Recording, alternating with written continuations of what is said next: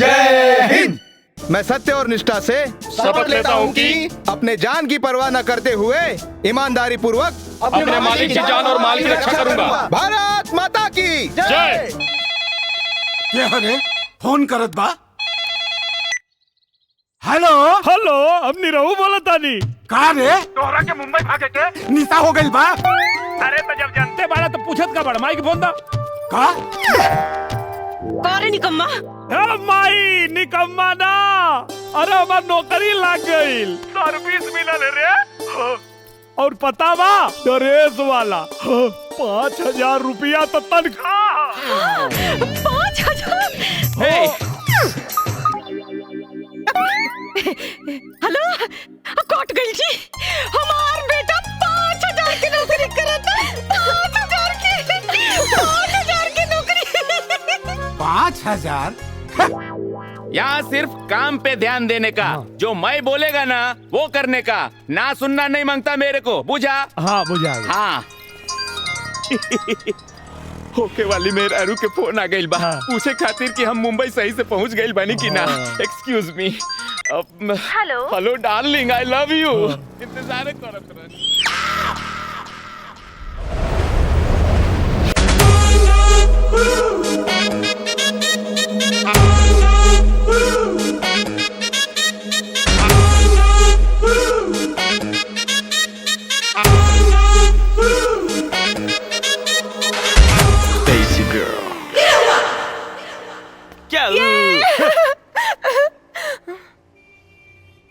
ओए, मुंह क्या देख रहा है? बोल दे। अबे दे। अरे अंकल बोल तो दो।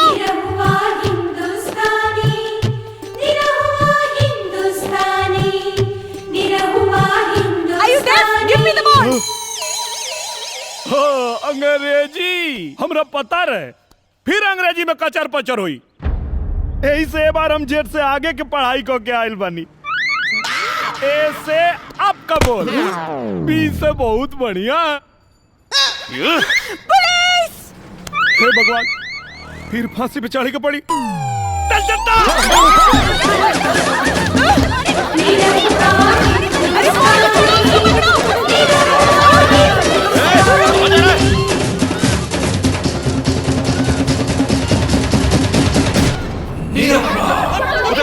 उधर जाओगा। Come on। सिद्धि विनायक भी घुमा देव, माउंट मेरी भी दिखा देव, और हाँ एलिफेंटा गुफा भी दिखा देव, महालक्ष्मी मंदिर भी दिखा देव, और लास्ट में चलल जाई जुहू चौपाटी पे। ओजा सब लोग मिलके ना किसी किसी खेलेला, एगो एजा से किसी भेजा ना, जल्दी से मजा आ जाई। प्राइवेट बात ध्यान से नहीं सुनने का, कान में टेपा लगा लेने का। चलो सब सुन लिया। ओम सूर्याय नमः। ओम सूर्याय नमः। ओम सूर्याय नमः।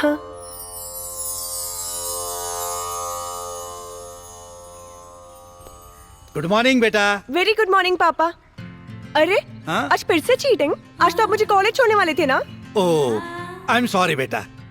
वो क्या ना, यूके से कुछ बिजनेसमैन आने वाले हैं, उनके साथ एक अर्जेंट मीटिंग है, इसलिए मुझे जल्दी जाना पड़ रहा है। आई एम एक्सट्रीमली सॉरी बेटा। जाओ, मैं आपसे बात नहीं करती। मेरी अच्छी बेटी। गंदे पापा। मेरी प्यारी बेटी। झूठे पापा। मेरी सुंदर बेटी। टकले पापा। हाँ?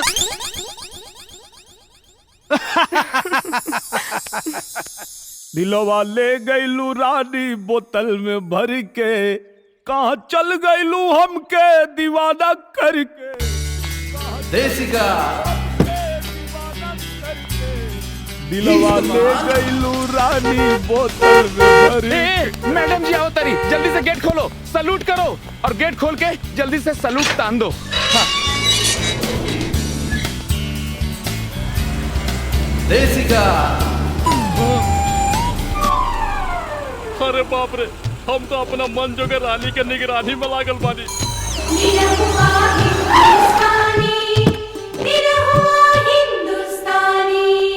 इडियट, नॉनसेंस, तुम यहाँ तक आ गए? तुम्हें यहाँ रखा कौन? गुड मॉर्निंग मैडम जी, क्या हुआ? इस बदतमीज को अभी के अभी यहाँ से निकालो, राइट नाउ। लेकिन मैडम जी इसने किया क्या है? इसने मेरे साथ बदतमीजी की और सबके सामने मेरी इंसल्ट की। ना ना ना ना वो हम ना, वो हमार कोनो हम सकल रहल होई। ए, ये नया क्या पैतराबाजी सिखा रहे हो? साफ साफ खुल के बताओ। पुन्नू सर, तू हमरा पे भरोसा नहीं करत। अब गांव से लेके यहाँ तक तुम्हार पोंछ पकड़ के नहीं मर दे, एक सेकंड खातिर तो से दूर ना भइली, और तू हमार भरोसा नहीं करत। हाँ मैडम जी, ये एकदम सही कह रहा है। ये गांव से तो हमरा संगे संगे इधर आया है, एक को मिनट एने सोने गया नहीं। एकदम सही कह रहा है, नौकरी कसम। तुम झूठ बोल रहे हो ना? ना माई की कसम खाला, भरोसा नहीं को माई कसम, ये बिल्कुल सही कह रहा है। हाँ भाई भरोसा, माई की कसम क्यों झूठा खा सकेला का? Shut up. अरे सोटे के कहतारी। चुप रहे खातिर कहतारी। सॉरी मैडम जी। जय हिंद। एक शक्ल के दो आदमी। जय भारत।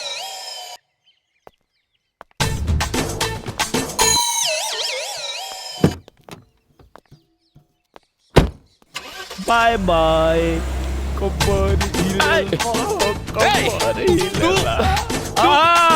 सही पूछा तारा का ये तो बाड़ी हमार बन जोग रानी।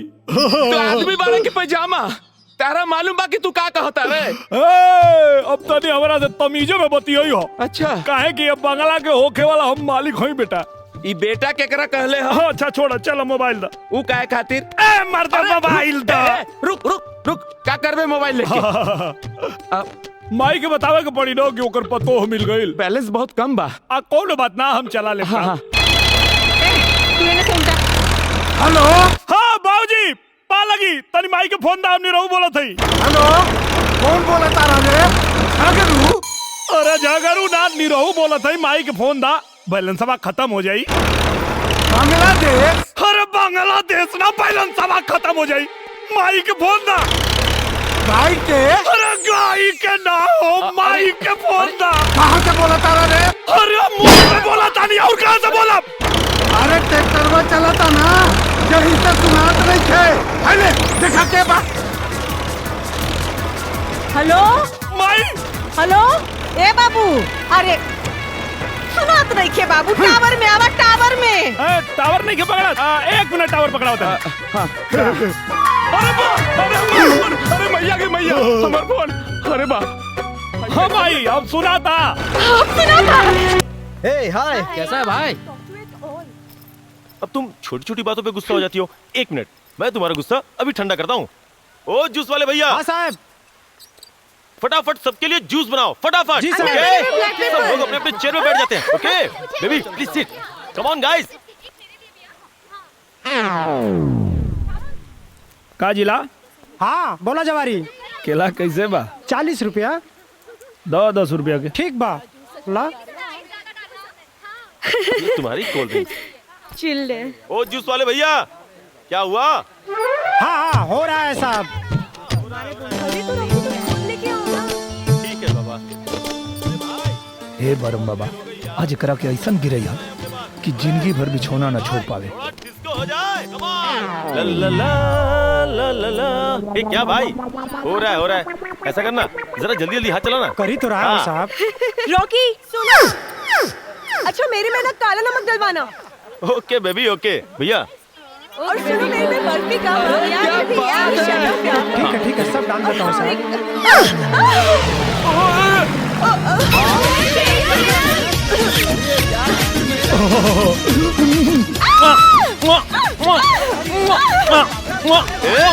दूर हटो, बेवकूफ गंवार देहाती। रॉकी सबने किसके ऐसे मारा? Just kill him. Don't worry, अब देखता हूँ ये बेवकूफ गंवार यहाँ से बच के कैसे जाता है। बिलायती बानर, हम इनका पे ना, ये हमारा पे गिर लिया और गलती से चुम्मा ले लिया। तो हमारा गांव में कोनो काम 11 हाली कइल जाला तब शुभ होला।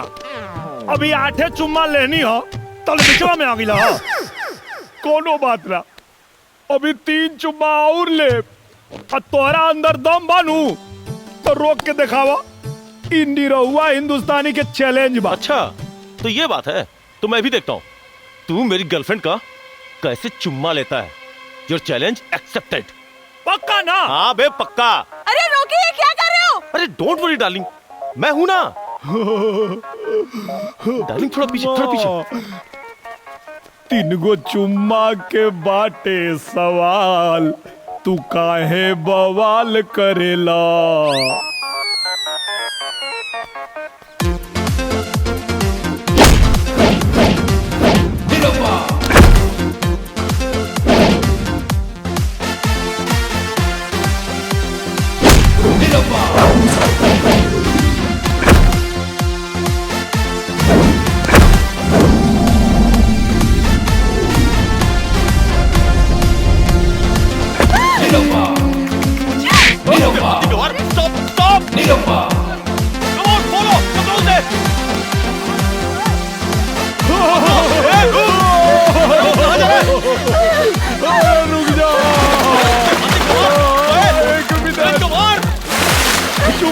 चुम्मा दे दे, चुम्मा चुम्मा दे दे, चुम्मा चुम्मा चुम्मा दे दे, चुम्मा चुम्मा दे दे, चुम्मा चुम्मा चुम्मा दे दे,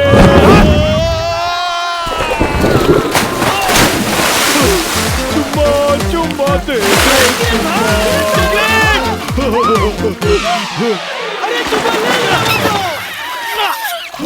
अभी तो 2 गो और बाकी बा। अरे हाथी गवार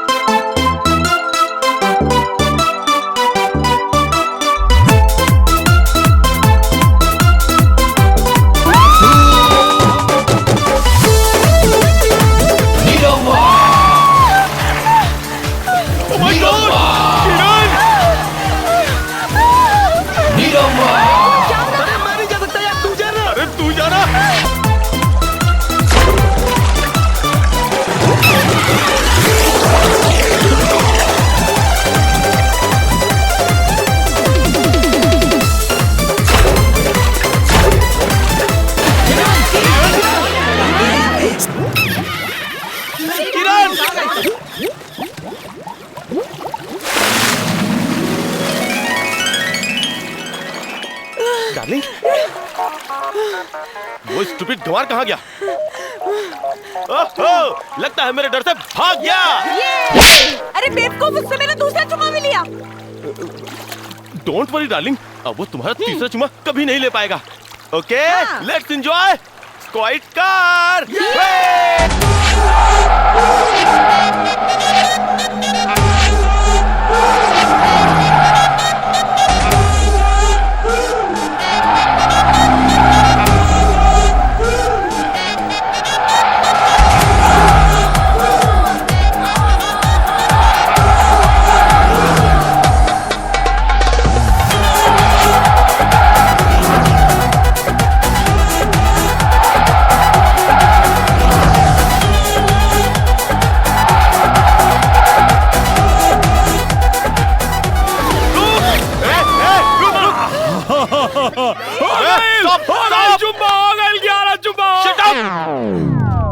तुझ्या तो पप्पी घेतोस? छोड़ना नहीं चल तुला दाखवतो। तेरे को हवा मैडम, की हवा खिलाता हूँ। चल हमरा सिक्योरिटी गार्ड है। क्या? हाँ, चल। हमके बचा ले। इंस्पेक्टर, चल इस देहाती चल। गंवार को छोड़ना नहीं, हाँ, छोड़ना नहीं इसको। पप्पी घेतो। इसको बिल्कुल नहीं छोड़ना। गंवार देहाती। किरण, किरण, किरण। कांता भाई जल्दी करो, लेट हो रहा है। वही साहब, झालं बघा। हाँ सोनिया बेटा बोलो। किरण बेहोश हो गई। What? किरण बेहोश हो गई? कैसे? कहाँ है वो? डॉक्टर अंकल, किरण कैसी है आप? डॉक्टर, कुछ पता चला क्या? बेटी, जब तक टेस्ट रिपोर्ट नहीं आ जाती मैं कुछ नहीं कह सकता। अरे ये सब क्या हो रहा है? और मुझे स्ट्रेचर पे कहाँ लेके जा रहे हो तुम लोग? बेटा सुनो बेटा, तुम्हें एडमिट होना है बेटा। जस्ट टेक रेस्ट, तुम्हें आराम की जरूरत है। हाँ किरण। अंकल, आराम की जरूरत मुझे नहीं, आपको है। जस्ट मुझे उतारो। किरण, पापा। किरण बेटी क्या हो गया तुम्हें? ए मकवाना, क्या हो गया मेरी बेटी को? खन्ना। अंकल एक मिनट। नथिंग पापा, मॉर्निंग में ब्रेकफास्ट नहीं किया था, इसीलिए चक्कर आ गया। Now I am quite well and कहिए तो डांस करके दिखाऊं? देखो। अब चले। Bye uncle. बाय। डरा दिया था तुमने मुझे। पापा आपको सिर्फ सोनिया ने कहा होगा। अपनी केयर करो बेटा, you are not child now. But why papa? I am fit and fine और मुझे खा खा के भैंस नहीं बनना। मुझे तुम्हारी एक भी बात नहीं सुननी। कांता भाई, साहब बोला। मैं 1 महीने के लिए आइसलैंड जा रहा हूँ। वहाँ फोन लगे ना लगे, डॉक्टर ने किरण को आराम करने के लिए कहा है और इस 1 महीने में किरण को घर से बाहर नहीं जाने देना है, समझी? और एक बात, इसके खाने पीने का अच्छे से ध्यान रखना। तुम्हें काय भी चिंता करने का साहब, मैं अच्छे से ख्याल रखूंगी मैम सबका। बाय बेटा। Bye papa. Take care. You too. Bye uncle. Bye papa. Bye. Take care and happy journey. Bye बेटा। बाय। साहब साहब साहब। अरे कुन्नू सर, हमके पता रहे तू हमके छोड़वा ले बा। तू थोड़ा देर चुप रह सकेले, बात कर रहल बानी ना। साहब गांव से नया नया आया है ना साहब, यही से गलती कर दिया साहब। छोड़ दीजिए ना इसको साहब, सीधा आदमी है साहब। सीधा आदमी? हाँ साहब। खरो संग दोस्तों। हाँ साहब। बाप रे, पार्क में जाके लड़कियों को छेड़ता ही है और तू इसे सीधा साधा बता रहा है। अच्छा हे बघे, जास्त डोक्यात जाऊ नको सा, वरना तुझे भी अंदर डाल दूंगा। नहीं साहब। चल निकल यहाँ से। कशिश न्यूज में एक बार फिर आपका सर, स्वागत है। न्यूजला 100 करोडांच्या चोरीचे सीसीटीव्ही फुटेज दाखवतायत। जैसा कि मैं अपने दर्शकों को बता दूं कि आज तक की सबसे बड़ी रॉबरी अंधेरी वेस्ट के आईसीआईसीआई बैंक के चेस्ट ब्रांच में हुई थी, जिसे कि आप सीसीटीवी के फुटेज में देख रहे हैं। पहले तो मैं अपने दर्शकों को चेस्ट ब्रांच के बारे में बता दूं। ये वो ब्रांच है जहां पे अंधेरी वेस्ट जोन का आईसीआईसीआई बैंक का सारा पैसा रखा जाता है। ताज्जुब की बात तो ये है कि इतनी बड़ी सुरंग बनने की किसी को कानों कान भनक तक नहीं लगी। पुलिस इन अज्ञात लुटेरों को पकड़ने के लिए जगह जगह छापे मार रही है और ये पूरा मामला सीआईडी तक पहुंच चुका है। ताज्जुब की बात है कि किस तरह इन हमरा पता बा ई चोरी के कइले बा। रे, ई का बकवास करता रे? कुन्नू सर, हम बकवास नहीं करत। हमरा पता बा कि पैसा के चोरैले बा और कहां धइले बा। हमरा कपार पे 7.5 चढ़ल रहे जे तेरा के हम गांव से लाके मुंबई में नौकरी दिलवा देनी। अरे तेरा चक्कर में हमरा अब नू तो नौकरी तो जेबे करी, फांसियों पे चढ़ा दिए ये लोग। अरे यार बोल देना इनका के कि तू झूठ बोलता रे। काहे बोली झूठ? हम कोनो पाकिस्तानी है का? पाकिस्तानी? मर मर, अकेले अकेले मर, फांसी पे चढ़। जय राम जी की प्रणाम। हो साहब ई पगलवा को ना फांसी पे चढ़ा दीजिए, फांसी पे। हम जा रहे हैं, मर अकेले अकेले। छत्ता पे चड्डी सूखने के लिए डाले थे, उतार लीजिएगा ना तो कोनो चोरा लेगा। बोल रहे, तुझे 100 करोड़ के रॉबरी के बारे में क्या पता है? हम ना बताई। बोल। कोनो कीमत पे ना बताई। सर, हा मामला सीआयडी वाल्यांचा आहे, आपला हस्तक्षेप करणं ठीक नाही।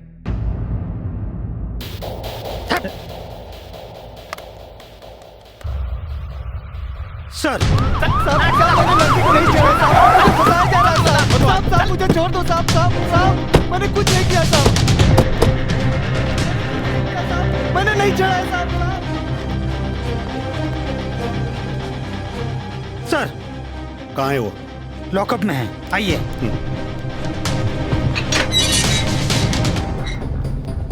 ये रहा। ए, तू क्या जानता है उस 100 करोड़ के बक्से के बारे में? बक्सा वो तो हम बता दे, लेकिन हमारे को शर्त बा। तू हमारे सामने शर्त रखेगा? Not now. सॉरी सर। सीधे सीधे बता, चार चोर कौन है? काहे मरले हैं? हम ना बताई। नहीं बताएगा? ना बताई। नहीं बताएगा? तेरा तो बाप भी बताएगा। पुट him in the torture room. टारज 12 लोग चाहे मोमबत्ती, जो ले हमार शरत ना मन लोग तो ले ना बताई। जय बजरंग बली, दुर्गा माई।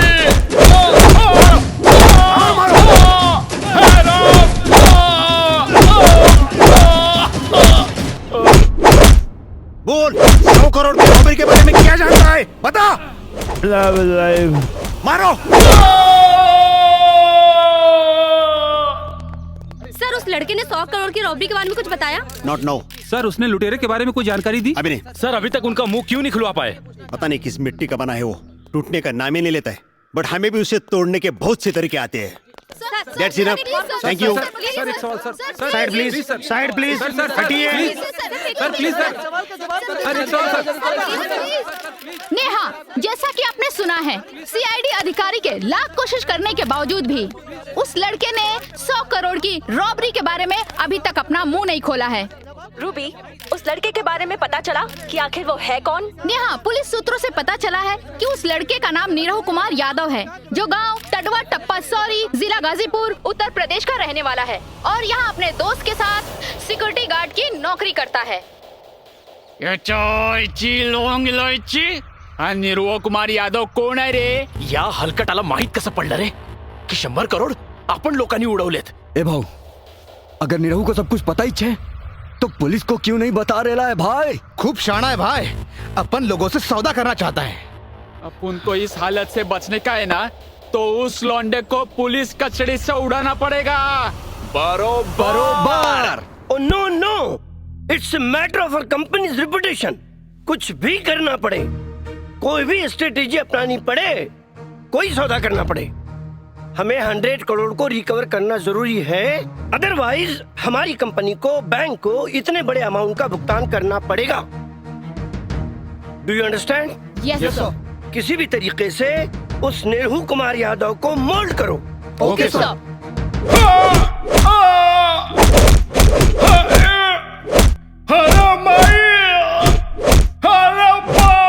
बोल रहे ये चारों किस गैंग के लिए काम करते हैं?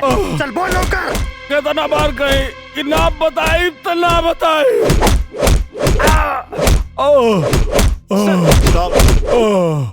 इंटरनॅशनल इन्शुरन्स कंपनीतून काही लोक आलेत, त्यांना तुम्हाला भेटायचे। इंश्योरेंस वाले? Hi sir, hello, we are from international insurance company. Okay sir, हमारी कंपनी ने उस बैंक का इंश्योरेंस किया था जिसमें 100 करोड़ की चोरी हुई। अच्छा, तो सर उस आदमी ने कुछ बताया? अभी तक नहीं, लेकिन बताएगा जरूर। Please sir, if you don't mind, हम लोग ट्राई करें।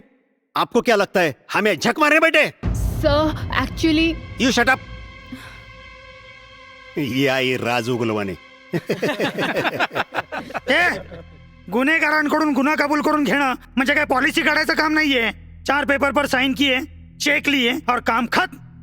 सॉरी सर, सर आपको हर्ट करना हमारा उद्देश्य नहीं था।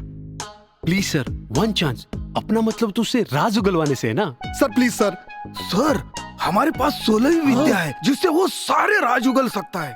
16वीं विद्या? ओए, देख तुझसे कोई मिलने आया है। अच्छा, खुद से ना उगलवा पौला लोग तो ये लोग के बुला लेला। कितना बार कहीं कि हम ना बताई तो ना बताई, चाहे तू लोग आग पे चलावा चाहे बर्फ पे सुतावा। हम ऐसा कुछ नहीं करेंगे। अच्छा, तो तू लोग क्या करे वाला बड़ा? इनसे मिलिए, ये मिस्टर पवार। नमस्कार। ये मिस परिणीता। नमस्कार। ये हमारे सुरेंद्र पांडे जी। हेलो। और मैं, मेरा नाम मुखर्जी। तू लोग तो ऐसा परिचय करावा तारा जैसे लागत हमार बियाह करावे आयल बड़ा लोग। समझ लीजिए कि ऐसा ही है। अच्छा, बस एक बार आप वो 100 करोड़ के बक्से के बारे में बता दो। ना ना ना ना, पहले हमार शादी फिर बक्सा के आजादी। ये चलेगी? हम इनसे उनसे शादी ना करब। फिर किससे? हमार शादी तो हमार मनजोग रानी से हुई। मंजोगे रानी? अरे सर, मतलब सपनों की रानी। अरे बाबा, हमें भी तो बता दो आपकी सपनों की रानी है कौन? किरण खन्ना। नो नो नो, तुम्हारी 100 करोड़ की और तुम्हारी कंपनी की ऐसी की तैसी। तुम लोगों ने ऐसा सोच भी कैसे लिया कि मैं उस गवार से शादी करूंगी? निकल जाओ, वरना तुम्हारे सबके सर फोड़ दूंगी। आउट! मैडम सुनिए ना प्लीज। Get out!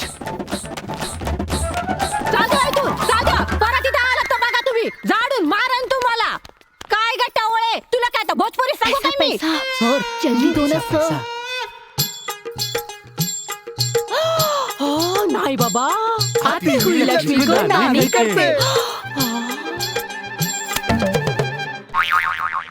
मैडम को पटा दीजिए ना। मैडमला पटवायचं असेल तर रॉकी बाबा को पकडना पडेगा। रॉकी बाबा?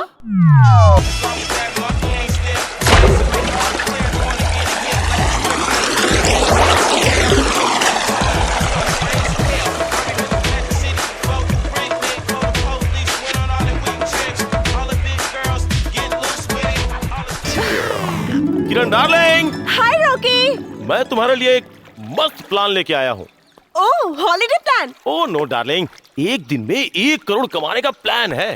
Oh really? क्या प्लान है? शादी का मैडम जी। फिर से आ गए तुम लोग इधर? चले जाओ यहाँ से। मैडम जी, मैडम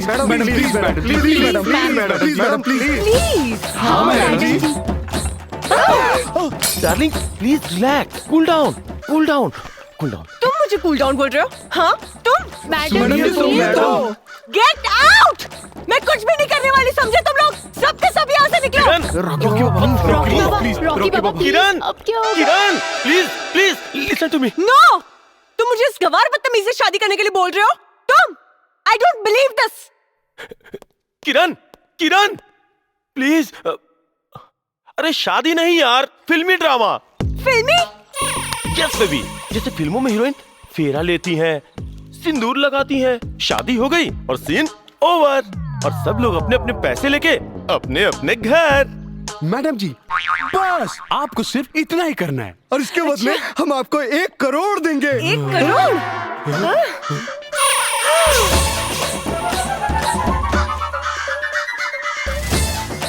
मैडम 1 करोड़।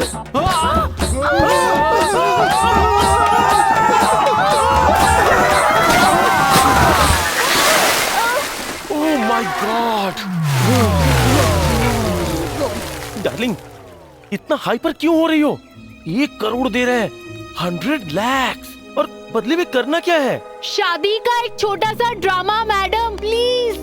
हाँ डार्लिंग, एक छोटा सा ड्रामा, और उस ड्रामे से उस अनपढ़ जाहिल गंवार देहाती से हमेशा के लिए छुटकारा। नहीं, मैं इतना बड़ा रिस्क नहीं ले सकती। ये रिस्क नहीं मैडम, ये ड्रामा फिक्स है। बस एक बार ये ड्रामे वाली शादी हुई और जैसे ही उसने 100 करोड़ का राज बताया, फिर तो हम उसे रॉबरी के जाल में ऐसा फंसाएंगे कि बाहर की दुनिया उसे देखना नसीब ही नहीं। डन। भगवान विष्णु मंगलम गरुड़ध्वज मंगलम पुंडरीकाक्ष मंगलाय तनोहरि।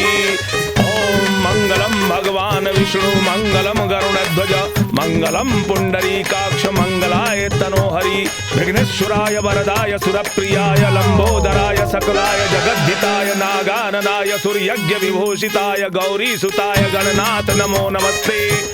या देवी सर्वभूतेषु मातृरूपेण संस्थिता नमस्तस्यै नमस्तस्यै नमस्तस्यै नमो नमः। अब विवाह संपन्न हो गया, आज से आप लोग पति पत्नी हो गए।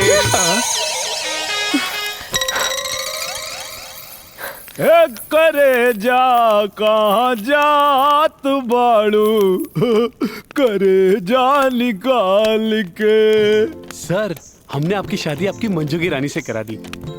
अब तो 100 करोड़ के बक्से के बारे में बताइए। अभी तो खाली 7 फेरा भइल बा, 8वां फेरा तो अभी बाकी बा। 8वां फेरा मतलब? सुहाग रात। अरे यार, क्यों सर पकड़ लिए? आप तो 16वीं विद्या में माहिर है ना, मनवाइए सुहाग रात। हाँ मनवाइए। I will kill you, bloody idiot nonsense. Madam सुनिए तो। कार के नीचे बचाऊंगी अगर मेरे पीछे आए तो। रोकी सर। नो नो नो नो सुहाग रात। अब क्या करें? 2 crore. No no no 3 crore. No, not any cost. 5 crore. 5 crore. नहीं नहीं, वेरी बैड, नो सुहागरात। अरे सर, सच्ची मुच्ची का नहीं, नाटक नाटक नाटक। चलेगा। किरण किरण किरण किरण, प्लीज मेरी बात तो सुनो। क्या सुनूं? नो रियल सुहागरात, इट्स अ नाटक। नाटक। सुहागरात का भी कोई नाटक होता है क्या? तुमको अगर इतनी खुशी है तो तुम जाके मनाओ ना सुहागरात, idiot. Darling darling, please please मेरी बात तो समझो। सुहागरात के बाद 5 करोड़ मिलेंगे। 5 करोड़, प्लीज मान जाओ ना darling. Yes ma'am, 5 crore. Are you ready? हम आपको प्रॉमिस करते हैं वो सब कुछ नहीं होगा। मैम मान जाइए ना, नाटक ही तो हाँ, करना मैडम। है। सर प्लीज आप भी कुछ बोलिए ना सर। यस मैम, हम उसे आपको टच भी नहीं करने देंगे। How can you say that? Because we have a plan. Okay done. अरे सर मुबारक हो, मैडम सुहागरात के लिए रेडी है। का मैडम तैयार बाड़ी। मुबारक हो सर। सिपाही जी थाना खाली करवावा। और हाँ, फोन करके बता दो हमारे गांव जिला नगरी में किन्नी रहुआ के सुहागरात होता थाना के कोठरी में। आप हमारे लिए तो वीआईपी आदमी है।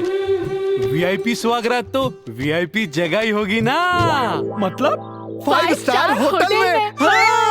का निरहुआ के सुहागरात 5 स्टार होटल में।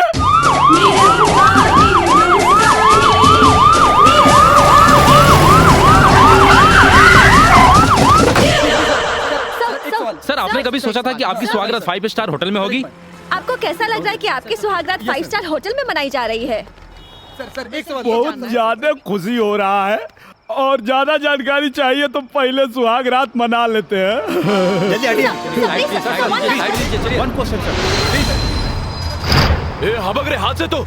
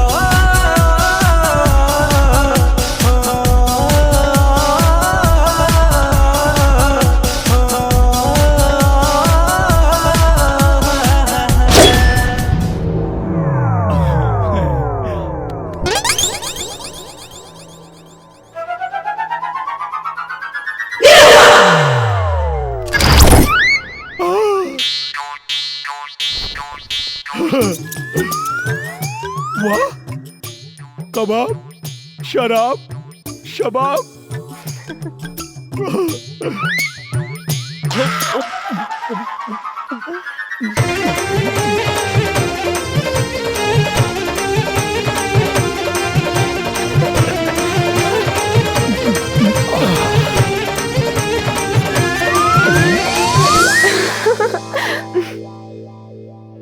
सोना अब जल्दी से आ जा ना। देखा अब मूर्छा पे चढ़ा के धोखा मत दो। पहले 100 करोड़ के बारे में बताओ, फिर उसके बाद। 100 करोड़? ए डार्लिंग, अब तू हमके धर्म संकट में डाला था। इसमें धर्म संकट में आने वाली कौन सी बात है? अब मैं किरण बलराज खन्ना नहीं, किरण निरहु यादव हूँ। तुम मेरे पति और मैं तुम्हारी पत्नी हूँ। सर लगता है लाइन पे आ रहा है। और पति पत्नी के बीच में कोई राज नहीं रहता। हमरा के पते नहीं के का बताई, हमें के कैसे समझाई कि हमके खुद नहीं के पता। हम खाली बियाह करे खातिर कुछ झूठ बोले रहे। क्या सोच रहे हो? कुछ बोल क्यों नहीं रहे हो? सुसु करके आवता जी।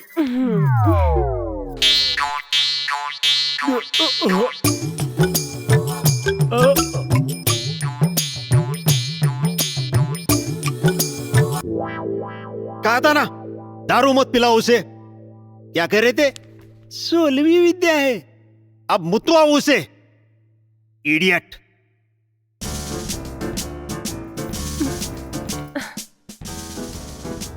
सर इतना टाइम? मुझे तो कुछ डाउट लग रहा है।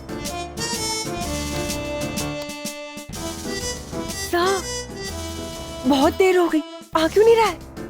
नॉक द डोर। ओके सर।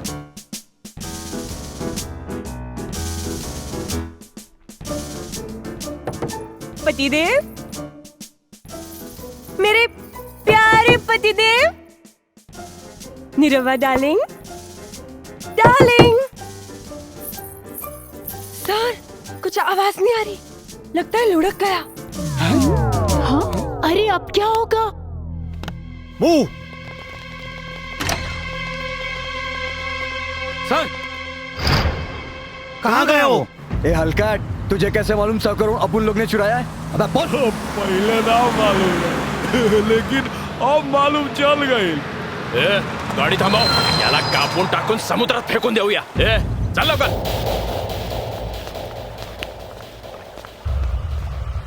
काढायची पट्टी.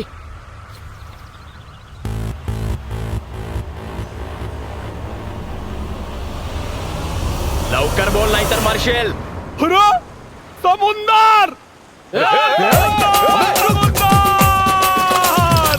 समुंदर का पाणी! अरे पागल है क्या? पाण्यामध्ये खेळतो. पाणी!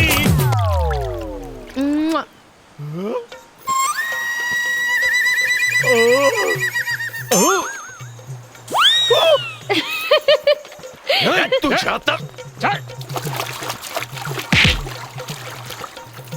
अरे शाण्या. अरे शाण्या बोल ना. अरे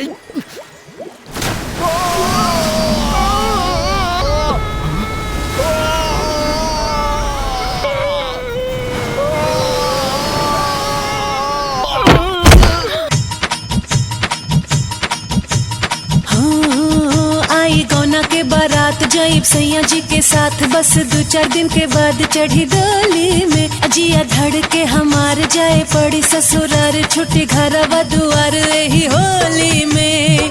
अपना मर्जी के हम मालिक, हुक्म दोसर चलाई।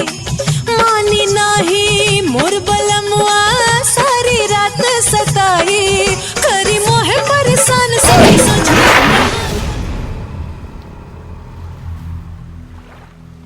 तूफान जैसन जोश, समुंदर जैसन जवानी, बेटा हमरे नाम है निरहुआ हिंदुस्तानी. मारी से आओ.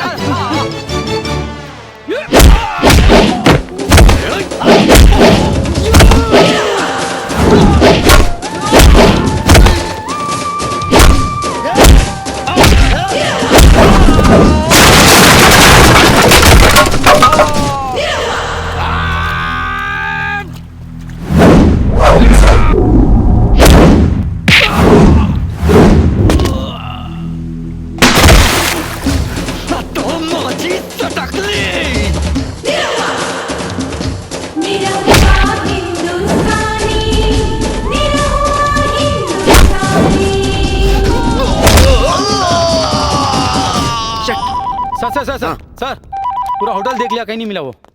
अरे ऐसे कैसे हो सकता है? ढूंढो सब जगह. यस सर. कहाँ गया वो?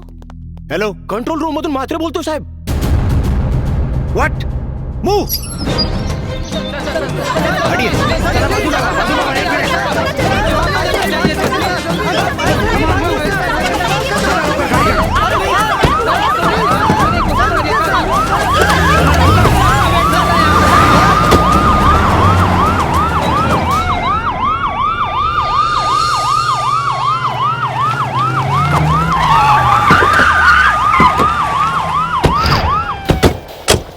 निकलो बाहर, पुलिस ने तुम सबको चारों तरफ से घेर लिया है. चलो जल्दी, कोई होशियारी नहीं. तुम लोगों ने थोड़ी सी भी चालाकी की तो तुम्हें गोली मार दी जाएगी. साहेब, जेकरा के तू लोग ढूंढत बाड़ा, वो गाड़ी में ना, कचरा पेटी में कचरा भी न था. हाथ दूर कर। Hands up, हिलना मत, बाहर निकल, बाहर निकल।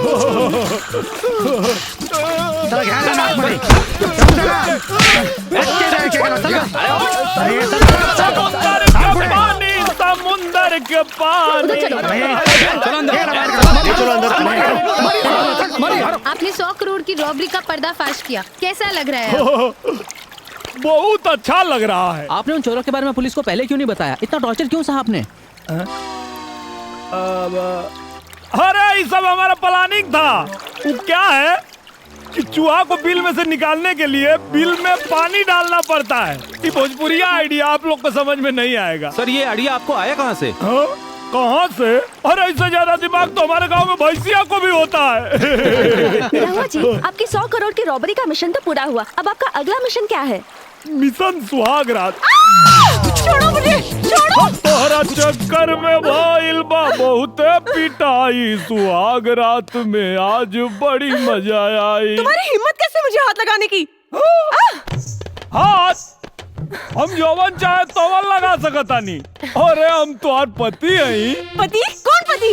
कोई देखा आज बिया भइल और आज पूछा दिया कौन पति। अभी बताओ तानी। खबरदार जो दोबारा अपनी जुबान से ये बात निकाली। तुम तो मेरे पति तो क्या मेरे नौकर बनने के भी काबिल नहीं हो। समझ में आ गेल मैडम कि तोहरा मन में हमरा खातिर का बा, लेकिन अब जौन हम करब तोहरो समझ में आ जाए।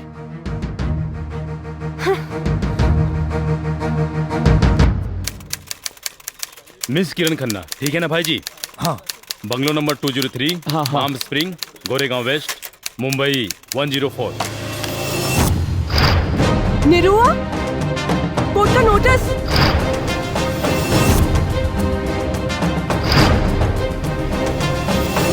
मैं गीता पे हाथ रख के कसम खाती हूँ कि जो कुछ भी कहूंगी सच कहूंगी, सच के सिवा कुछ नहीं कहूंगी। हाँ तो Mrs Kiran Yadav. Excuse me, Kiran Yadav नहीं, किरण खन्ना हूँ। किरण खन्ना तो आप पहले थी। मेरे मुवक्किल से शादी करने के बाद आप किरण यादव हो गई है ना? लेकिन मैं शादी को शादी नहीं मानती। Point to be noted my lord. अपने पूरे होश हवास में अपनी मर्जी से शादी करने के बावजूद ये कह रही है कि ये शादी को मैं शादी नहीं मानती, जबकि इसका पुख्ता प्रमाण ये है, ये मैरिज सर्टिफिकेट। क्या इस प्रमाण पत्र में किए गए हस्ताक्षर आपके नहीं हैं? यस सर, लेकिन मुझे फंसाया गया है। किसने फंसाया है आपको? मिस्टर मुखर्जी ने जज साहब। मिस्टर मुखर्जी को कटघरे में बुलाया जाए। नहीं नहीं जज साहब, ये शादी तो इन्होंने अपनी मर्जी से की है, जिसके गवाह है इनके दोस्त मिस्टर रॉकी। हाँ तो बताइए मिस्टर रॉकी, क्या आप इनको जानते हैं? Yes, she is my girlfriend. Girlfriend? अगर ये आपकी गर्लफ्रेंड है तो आपने इनकी शादी मेरी मुवक्किल निरहुआ कुमार यादव से क्यों करवाई? मतलब आप नामर्द हैं? क्या बकवास कर रहे हैं आप? मैं मर्द हूँ। आप नामर्द हैं? मैं मर्द हूँ। आप नामर्द हैं मिस्टर रॉकी। जज साहब, इनको पता नहीं है मैं रोज सुबह 2 लहसुन खाता हूँ। इसीलिए आपने अपनी गर्लफ्रेंड की शादी मेरे मुवक्किल ये देसी मर्द निरहुआ कुमार यादव से करवाई। ये सच है या नहीं? जज साहब, मैंने इस वजह से थोड़े ना शादी करवाई। तो किस वजह से करवाई है? मिस्टर मुखर्जी के कहने पे। मिस्टर मुखर्जी ने कहा कि मैं किरण को 1 करोड़ रुपए दूंगा। जज साहब, इसलिए मैंने शादी करवा दी। इसमें मेरा कोई कसूर नहीं है। नहीं सर, मिस्टर रॉकी ने कहा था कि आप किरण को 1 करोड़ दोगे, आप मुझे भी 1 करोड़ दीजिए, मैं किरण को राजी करा दूंगा। Point to be noted my lord. Mrs Kiran पे इंडियन पिनल कोड की धारा 120B आपराधिक षड्यंत्र और धारा 420 का भी केस बनता है। अरे बाप रे बाप! क्या करता है? माय बाप! गांव के सीधा साधा लड़का के साथ इतना बड़ा छल! माई बाप, हम जिए करेंगे चाहत माई बाप, हमके इच्छा मृत्यु को वरदान दे दी। हाँ भाई, क्यों के लगे जार हो गया तो हमके दे दो भाई, हम पी के मर जाए। हाँ वकील साहब, हमके किरासन तेल लिया के दे दो, हम जर के मर जाए। ऑर्डर ऑर्डर, ये क्या ड्रामा लगा रखा है? अरे ड्रामा ना जज साहब, गोला चार पति के फरियाद। अब हम कौन मुंह लेके अपना गाँव जाइब? अब अगर हम गाँव जाइब तो अपन मेहरारू के लेके जाइब, ना तो गाँव में हमार लाश जाई जज साहब। अब हमार जीवन और मरण सब आपके फैसला पे निर्भर बा जज साहब। ऑर्डर ऑर्डर मिस्टर निरहू, ये अदालत है, आप अपने जज्बातों पे नियंत्रण रखिए और अपने जगह पे जाके बैठिए। ठीक बा। ऑर्डर ऑर्डर, इस केस की सुनवाई आज पूरी हुई। अब इस केस का फैसला अदालत दिनांक 23 अप्रैल 2017 को सुनाएगी। The court is adjourned for today. Order order, तमाम गवाहों और सबूतों के मद्देनजर रखते हुए ये अदालत इस नतीजे पर पहुंची है कि पैसे के लालच में किरण खन्ना ने निरहू कुमार यादव से शादी की और पति पत्नी के संबंध को मजाक बनाया, जो कानून के साथ साथ समाज के लिए भी अपमानजनक है। इसलिए अदालत हिंदू मैरिज एक्ट धारा 9 के तहत किरण खन्ना को आदेश करती है कि 1 साल तक निरहू कुमार यादव के साथ रहकर दाम्पत्य जीवन का निर्वाह करें।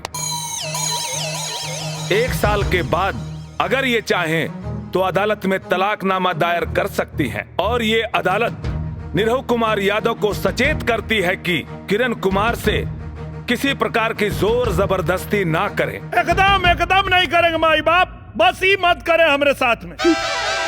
और साथ ही साथ ये अदालत पुलिस प्रशासन को आदेश देती है कि इंटरनेशनल इंश्योरेंस कंपनी के अधिकारियों को एवं राकेश कुमार उर्फ रॉकी को तुरंत हिरासत में लेकर कानूनी कार्रवाई करें। The court is adjourned for the day.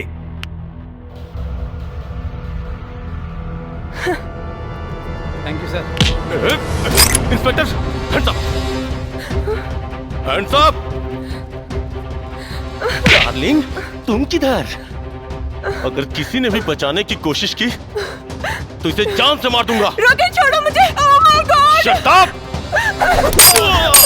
Good shot, good shot.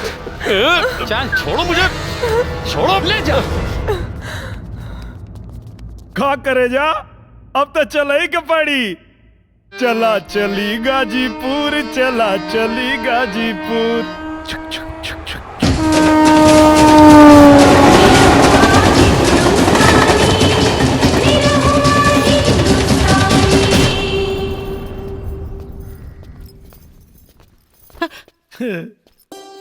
अरे बेटा, कितना दिन बाद तोरा के देखा थी बचवा। प्रणाम चाचा जी। कार कुनरवा, बढ़िया कैलिस की नलायकों के मुंबई में नौकरी लगा देली।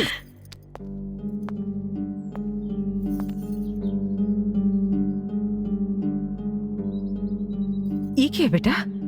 तुहार बहू रानी।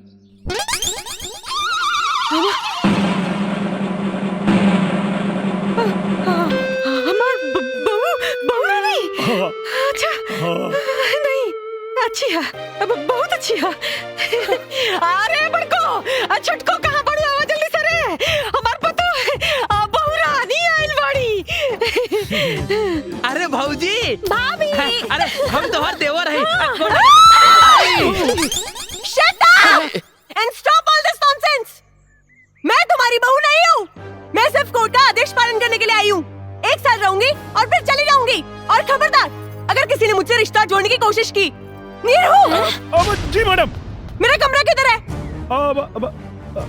मैंने पूछा मेरे लिए कमरा किधर है? हाँ। ये घर में तो हर कौनो कमरा नहीं थे। ये घर हमार हा। अब हमारा मतलब हमार ना, तो ठीक बा, हमारी हिस्सा बांट दो। का कहले है तू? बांट दी?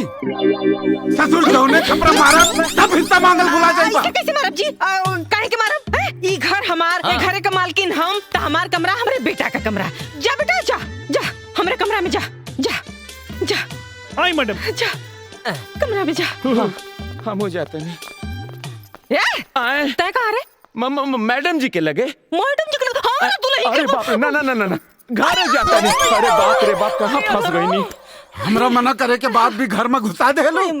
अरे हमरा तो कौनो इज्जत नहीं थे। और न तका, और न तका, और न तका, कौन न तका बे?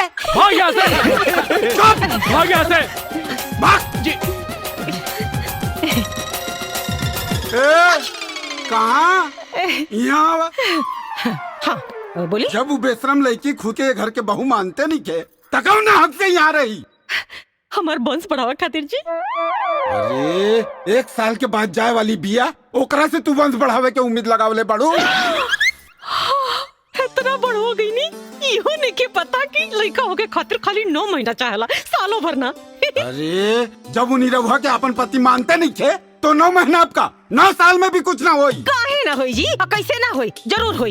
एक बात बताई, जब हमार लड़का वो शहरी लड़की के मुंबई शहर से उठा के गांव में लिया सकेला तो अपने छोट छोट बच्चन कमाई काहे ना बना सकेला? जरूर बनाई जी, हमरा के अपना बेटा पर भरोसा बा। देख ले भाग यहाँ से। देख ले।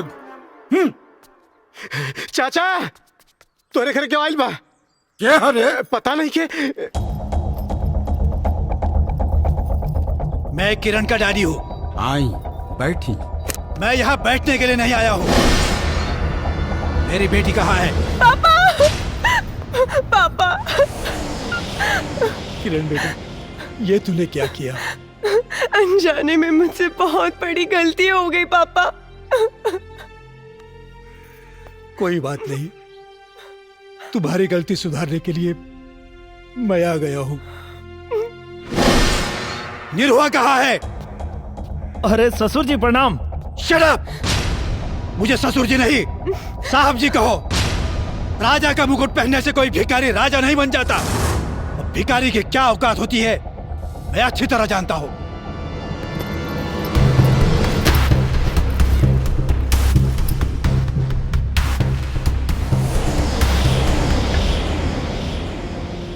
बोल, मेरी बेटी को छोड़ने की क्या कीमत लोगे? 1 करोड़, 2 करोड़, 5 करोड़, 10 करोड़? सौदेबाजी बाजारू सामान कहला साहब। किरण हमारी पत्नी है। तुम जानते भी हो 10 करोड़ की कीमत क्या होती है? रउआ जानता नहीं है वो पत्नी की अहमियत का होला। 10 करोड़ से तुम्हारा पूरा घर बदल जाएगा और इनका से हमारा पूरा जीवन संवर जाएगा। 10 करोड़ को ठुकराना तुम्हारी बदनसीबी है और इनके साथ रहल हमार खुशनसीबी है।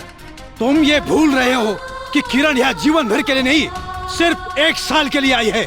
रउआ ही भुलाता नहीं कि 1 साल में 365 दिन होला और जिंदगी 4 दिन की। आपका बेटा बावला हो गया है, बावला। नफा नुकसान के बारे में इसे कुछ नहीं पता, लेकिन आपने तो जिंदगी को करीब से देखा है। जरा समझाइए इसे। साहेब, नफा नुकसान तो व्यापार में देखल जाला, परिवार में ना। परिवार में तो मान, मर्यादा और प्यार देखल जाला। घर आई हुई लक्ष्मी को ठुकराना तुम्हारी बेवकूफी है, बेवकूफी। हमरा घर के लक्ष्मी राउर दौलत ना, हमार मैडम जी ऐसा है। सिर्फ 1 साल, 1 साल के बाद न तुम्हारे पास ये दौलत होगी ना मैडम जी। इसलिए मेरी बात मानो, ये दौलत ले लो और किसी दूसरी लड़की के साथ शादी करके चैन से अपनी जिंदगी गुजारो। हमरा पता बा कि 1 साल बाद ही हमरा के छोड़ के चल जी, लेकिन आपके बता दी कि इनका गैला के बाद भी हमारा जीवन में इनकर जगह के वो और ना ले पाई।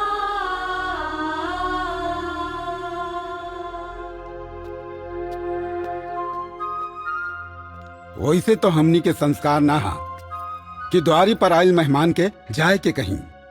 बाकी रहुआ एगो मेहमान की हैसियत से ना, एगो खरीदार के हैसियत से आयल बानी। यही से हमरा के ई कहे के पड़ता कि आपन ई कागज के टुकड़ा उठाई और उल्टे पांव निकल जाएं।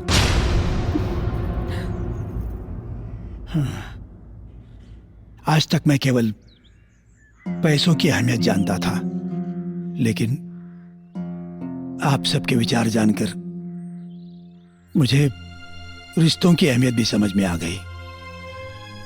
एक बाप होने के नाते मुझे इस बात की तसल्ली हो गई है कि मेरी बेटी सही और सुरक्षित जगह पर है। बेटी, उम्मीद करता हूं कि अगली बार जब मैं यहां आऊं तो मुझसे बेटी के रूप में नहीं, इस घर की बहू के रूप में मिले। मेरी वजह से आप लोगों के दिल को जो ठेस पहुंची है उसके लिए मैं माफी चाहता हूं। मुझे आज्ञा दीजिए, चलता हूं। समधी जी, रउआ कुछ भूला तानी।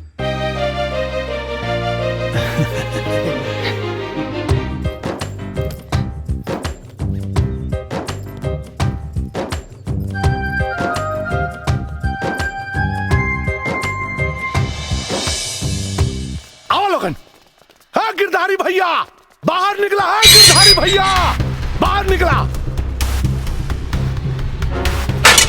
अरे टेंगड़ा, हई बारात लेके यहाँ का है आइल बड़े? हमें यह भयवद्दीन भाई ना आइल बानी, हम तो पूछे आइल बानी कि जौन पतो विदा करा के ले आइल बाड़ा वो कौना कोठा से लेके आइल बाड़ा। चाचा ए टेंगड़ा, अपन गंदा जबान के लगाम दे।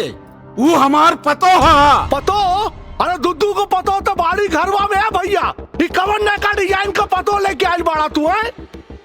न मांग में सेनूर, न लिलाट में टिकुली, न गला में मंगलसूत्र, न हाथ में चूड़ी, न गोड़ में छागल, न आंख में काजल है? ए पारस, हमार पतो चाहे जैसे रहे, अरे तोर काहे करे जा पता?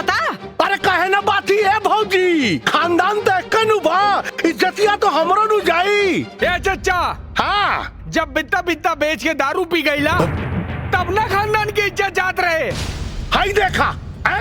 उल्टा चोर कोतवाल के डांटे और लंगटा गांव भर कपड़ा बांटे। ए पंच लोग बुलाई इनका पतो के और नीमन बाउर जवन फैसला हो रउआ लोग करी, बुलाई।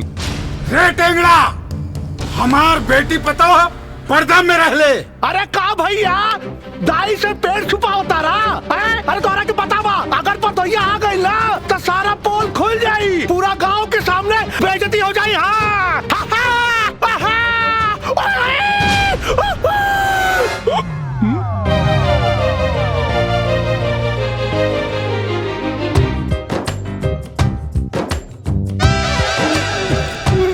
बाबू, अरे क्या करता रे? अरे क्या मुंह तता रे? तो माई के अरे बंद कर रे। अरे मुंह तता, अरे बंद कर। अरे बंद कर रे, कमरे मुझ में बंद कर। अरे मारा बंद कर रे। तू ही तक काले वाला चचा की निरहू भैया का बियाह हो जाई तो हम मुंह पे मुतवा ले और नतका जिया नंगा राजकुमार। अरे हमारा औलाद ना बुझाता के कर बाड़े रे बहुत कूटब। अरे हटा, अरे अपने औलाद बा, अपना घर में तो तोहर चूल्हा जलाओ के औकात नहीं के और दूसरा के घर में आग लगावाइल बड़ा। ए दीदी, ए भैया, अरे ई निर्लज के तरफ से हम माफी मांगता नहीं रहुआ लोगन से, इनका के माफ कर दी, माफ कर दी। चाचा का खत्म खेला, चाची निकाली तेला और नतका। बेटी, आज तो हमरा घर के लाज राख ले लू, तोहरा के बहुत बहुत शुक्रिया।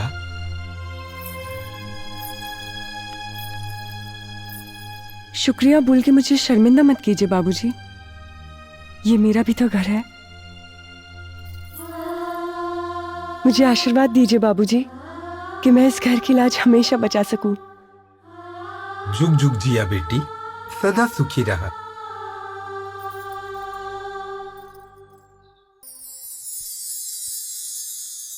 दुल्हन कितना सुंदर लागत आरू, एकदम हिंदी फिल्म के हीरोइन जैसन।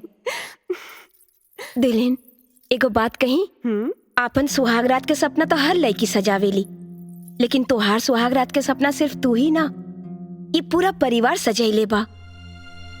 मैं कुछ समझी नहीं।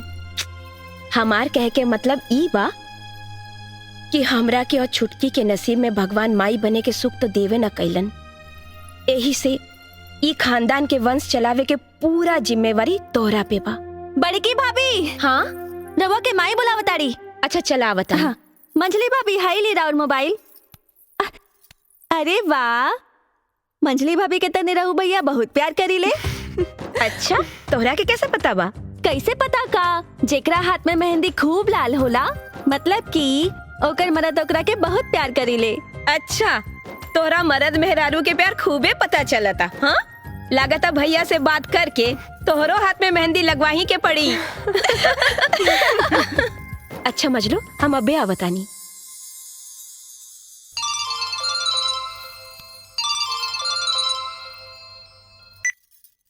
हाय सोनिया। जो के रात रउआ के ने। अरे बिमला, अरे कहाँ जा तारी रे? अरे वो दूध देवे चाची ना। अच्छा निरहुआ लगे। हाँ देखी तो। अरे रे रे रे रे, ई तो पानी नियन दूध बाटे आए। तने मलाई डाल दे के चाहत रे। हाँ जोकर सुहाग रात बाटे, जो मलाई लेके आओ। जो जो जो जो दीना हम डाल। अरे रहे देना हमरे लगे। तू जो ना, हम है ना मलाई बढ़िया से लेके आओ। जा जा जा।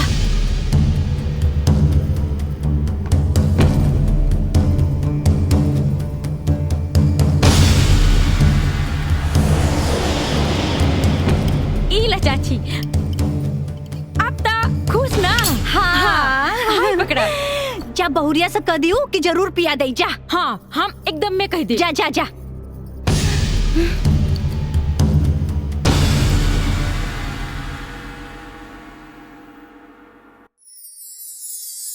दरवाजा बंद करने की कोई जरूरत नहीं है। अरे तू तो नाराज हो गिलो। वो बड़की भौजी के चलते थोड़ा लेट हो गया। सॉरी।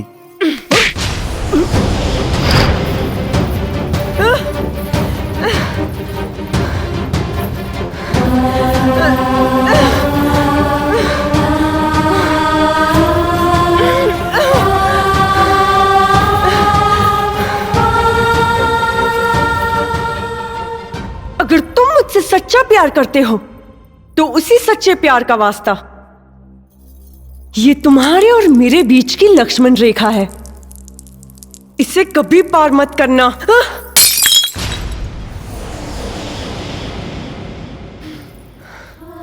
लेकिन काहे किरण, एक तरफ तू हमके प्यार के वास्ता देता और दूसरी तरफ करीब आवे से रोका था।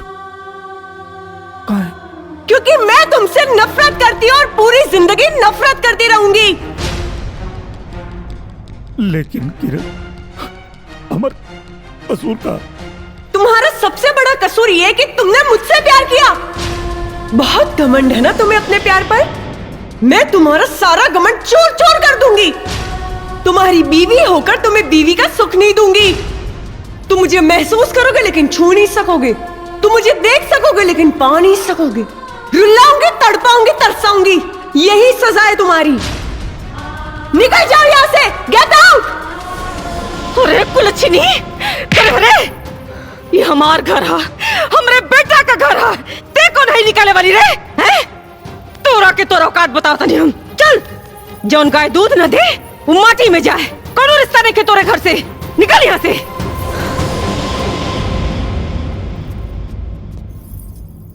ए बुढ़िया, तू कौन होती है मुझे इस घर से निकालने वाली? हाँ, तेरा एक पैर शमशान के बाहर और दूसरा पैर चिता पर। तो तुझ में इतना रुबाब है और मेरे दोनों पैर जमीन पर। तो सोच मेरा कितना रुबाब होगा। ए लड़की, चिल्ला मत बुड्ढे, नहीं तो गले की गोटी निकल के बाहर आ जाएगी। भाग कर नहीं आई हूं। तेरा बेटा शादी करके लेकर आया है और उसका सबूत है मांग में सिंदूर और गले में मंगलसूत्र। इतना काफी है या कोर्ट का लाइसेंस दिखाऊं तुझे? करे निरहुआ, तोरा सामने ही हमनी के अंट संट बोलतिया और तोरा मुंह में दही जामल हा। अरे भगाओ निकरा के यहाँ से। अरे माई, तू काहे नहीं कुछ समझत? का करता रू तू? ये घर से अकेल ना जाई। अगर ई जाई तब हमरो जाए पड़ी। हाँ तो जो ना जात का है ना पड़े। रुआ शांत रही, हम बात करता नहीं ना। देख बेटा, हमार बात सुन। अरे जब भी तोरा से कोनो मतलब ही नहीं रखा तो तोरा औलाद कैसे होगी? अरे माई, हमके औलाद ना चाहिए, हमके हमार मेहरारू चाहिए। ए बुढ़िया, सुन ली ना मेरे पति की बात? ये और कुछ सुनना बाकी है। अरे कलमुही, जब ते अपना पति की पत्नी सुख देबे न करबे तो कौने बात को पति पति रख लगावता रे? ये पति पत्नी के बीच का आपसी मैटर है। Don't interfere. अरे माटी में गल तो आपसी मैटर। हमके एक खानदान का वंश चाहिए बस। वंश का सपना देखना छोड़ दे। मैं तेरा ये सपना कभी पूरा नहीं होने दूंगी। अगर हो गई तब, अगर नहीं हुआ तो अपना मुंह में करखा पोत के सारा गांव घूमब, और अगर हो गई तो तोरा मुंह में करखा पोत के सारा गांव में घुमाइब। मंजूर बात तो मिलाओ हाथ, मिलाओ। चल मंजूर है।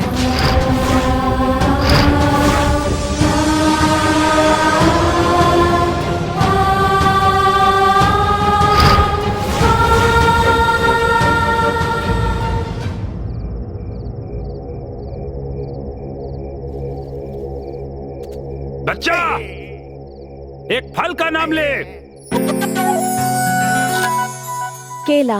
बच्चा, एक सब्जी का नाम ले।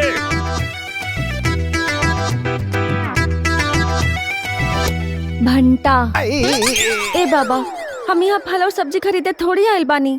ये सब छोड़ी ना, हमके तो बस ये बताई कि हमार ब्याह कब होई। हम कब से इंतजार करत आनी। बस बच्चा, एक आखिरी सवाल। बच्चा, एक जानवर के नाम बता। घोड़ा। शांत बेटा, शांत। बस बच्चा, तुम्हारा शादी का संयोग चरमरा गया है। मालिक की कृपा से इसी लगन में तुम्हारा निकाह होगा। वाह बाबा, धन्यवाद बाबा, धन्यवाद। जा बच्चा, जा।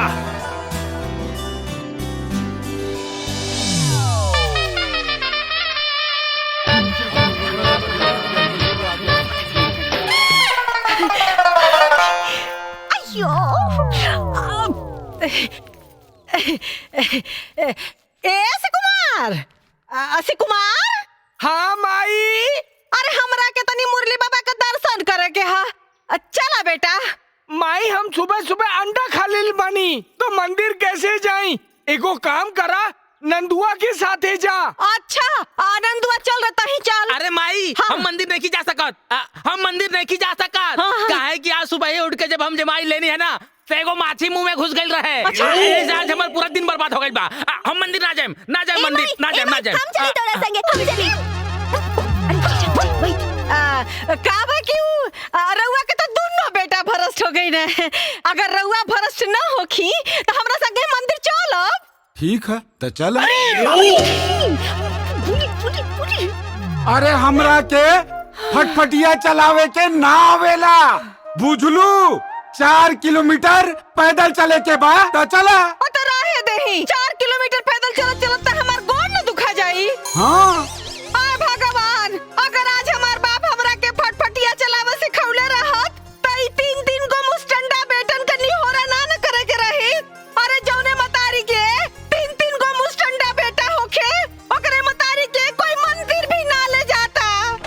हे भगवान, कैसे तोहार दर्शन करी।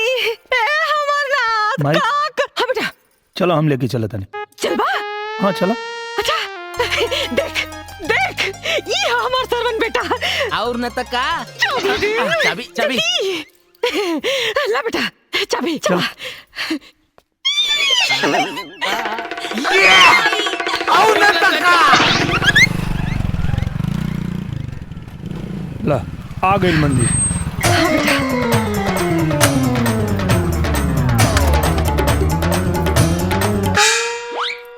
कहाँ गेली?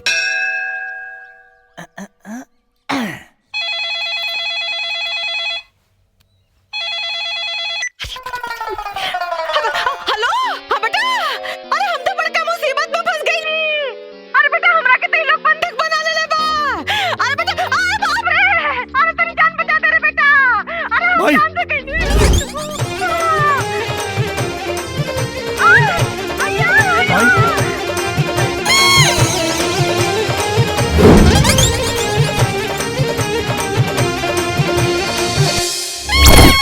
भाई तू कहाँ बाड़ू?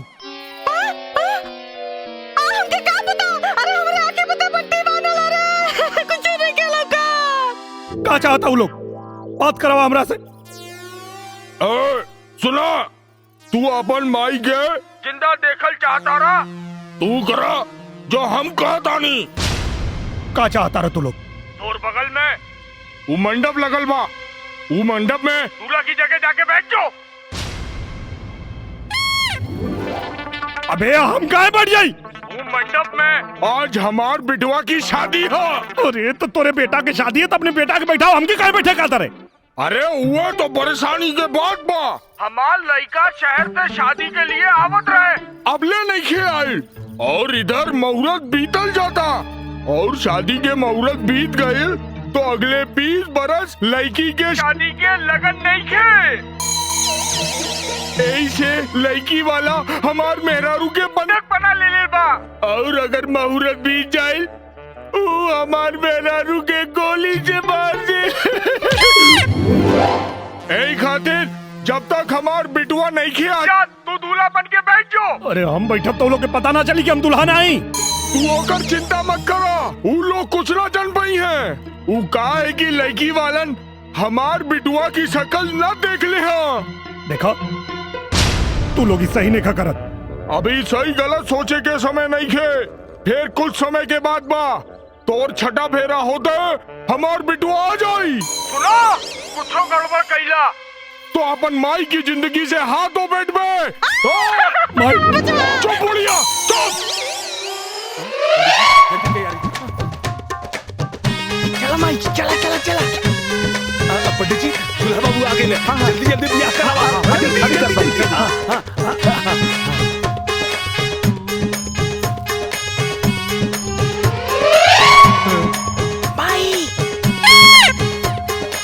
अरे जजमान फेरा लगाई, जल्दी करी मुहूर्त बीतल जाता, जल्दी करी। मंगलम भगवान विष्णु मंगलम परमहंस मंगलम पुंडरीकाक्ष मंगलाय तनोहरि।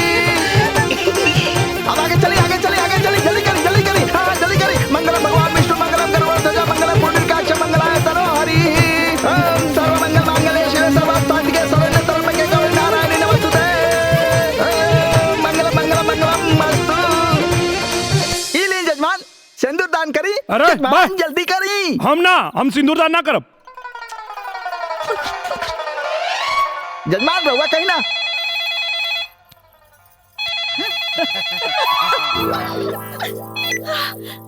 हेलो रुक का गईला। तू तो कातरा लेके छाफेरा में तोर बेटा आ जाए, कहाँ रह गई? चिंता मत करा, ये सिंदूर भी हम अपन बेटे के खाते में डाल दे। अच्छा ये कोनो राशन के वही खाता का कि ये खाता में से उठा के वो खाता में डाल देबे? चुपचाप सिंदूर डाल। हम ना डालब। ना डाल बे, ना डालब।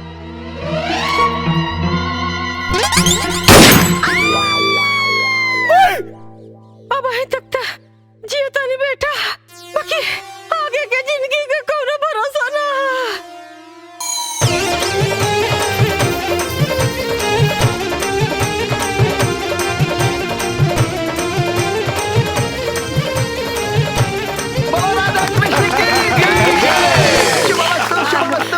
बेटा हम बच गई नहीं।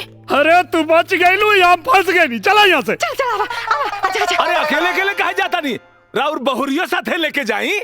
बहुरिया कवन बहुरिया केकर बहुरिया?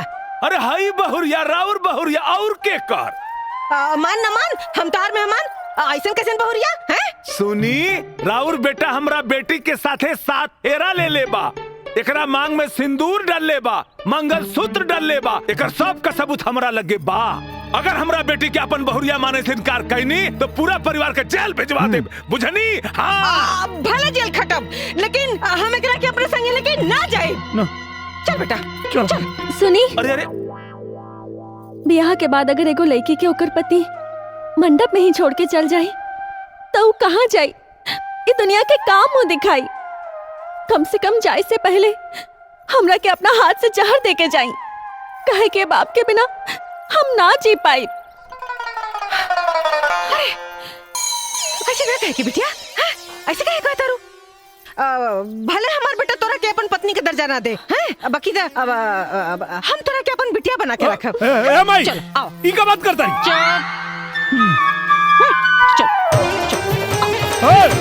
अरे अरे भाई बापू तो खेल कौन है रे? हम भैया तार छोट भाई पारस। कहा रे टेंगड़ा? हाँ भैया। आज सूरज पश्चिम से कैसे निकल गई? अचानक तोरा में इतना बदलाव? बदलाव ना भैया, प्रायश्चित कहा, अपना पाप के प्रायश्चित भैया। पाप के प्रायश्चित? अरे भैया हम बैल आदमी भैया, बताई अपना परिवार के गैर समझत रानी ए भैया। अरे रहुआ जौन आग में जरत आनी भैया, वही आग में हमहू जरत आनी है भैया। अरे वर्तमान के देख के भविष्य की चिंता में जरत आनी भैया। अब बताई ना भैया, जवन लड़की एक खानदान का खेवैया रहे, वह वंश का नैया डुबावा पे तुरल भी आए भैया। हाँ हम तो कहता नहीं है भैया, निरहुआ का दोसर बियाह करा दे। अरे हम सपोर्ट करो, छोट भाई है, रहुआ से अलग हो सकी ना। बाबूजी बाबूजी बाबूजी बाबूजी, निरहुआ भैया नौकी भौजी ले आइलन। नौकी भौजी?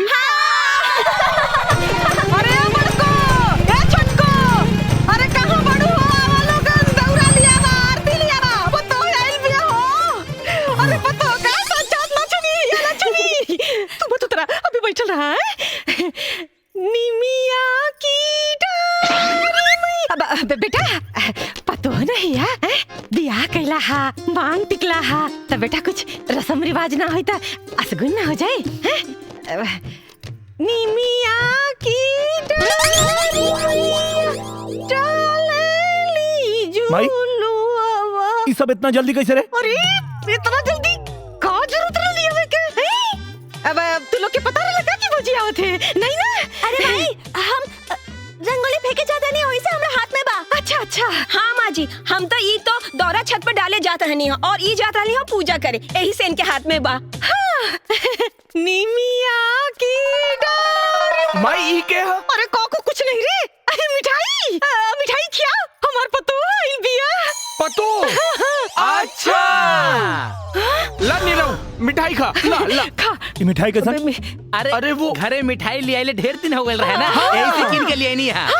और न तका ना खाइबो, मत खा मत खा। झूली झूलू, उतरा बच्ची की झूली, अरे आराम से झूली ना, धीरे से रखिया में गोड़। ए नंदुआ गाड़ी पकड़ता है, बेटा तू उतरा। मैया मोरी गावेली गीतिया हो, बेटा हो ए में गोड़ डाल के तो चला।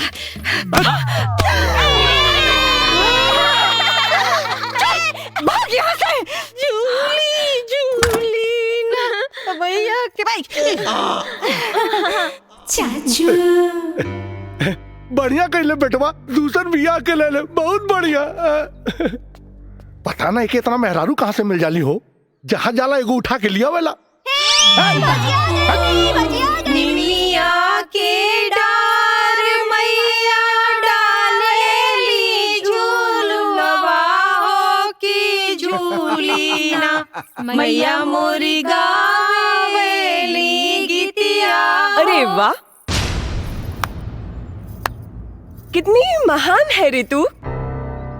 तेरा दिल तो समुंदर से भी ज्यादा विशाल, तेरे विचार आसमान से भी ज्यादा ऊंचे, त्याग और बलिदान की साक्षात मूर्ति है रे तू। जो ये जानकर इस घर में आ गई कि तुझे घर तो मिलेगा पर संसार नहीं, तुझे पति तो मिलेगा लेकिन पति का प्यार नहीं, तुझे मन का सुख तो मिलेगा लेकिन तन का नहीं, तेरी मांग तो भरेगी लेकिन गोद नहीं, तुझे यहाँ बहू बेटी चाची दीदी मामी काकी बुआ सब कहने वाला मिल जाएगा, लेकिन माँ कहने वाला कोई नहीं मिलेगा। ये कहा तारी के बारी? ए बुढ़िया, बताओ बताओ बताओ काहे नहीं कि मैं इसकी सौतन हूँ। ना ना हमार बात सुना, बात सुना। हाँ बताओ तानी, चला अंदर चला, बताओ तानी।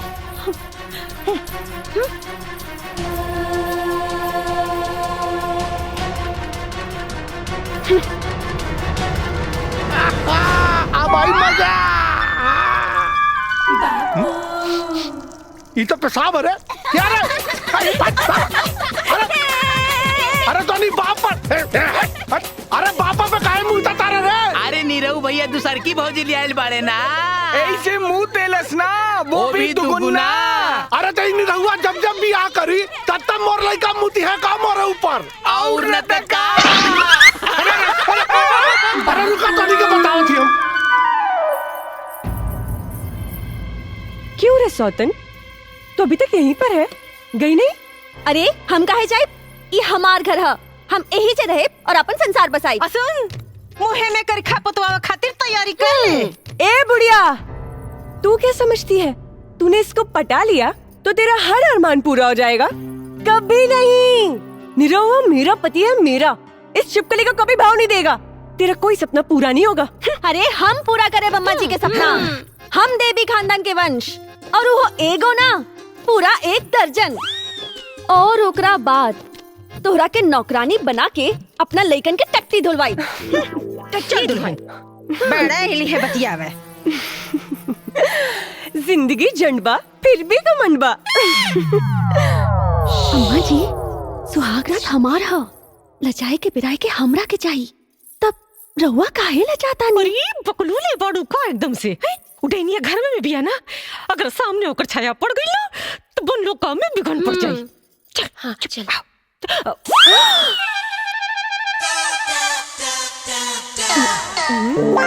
जा जा। लेकिन अम्मा जी हमरा लाज लागता।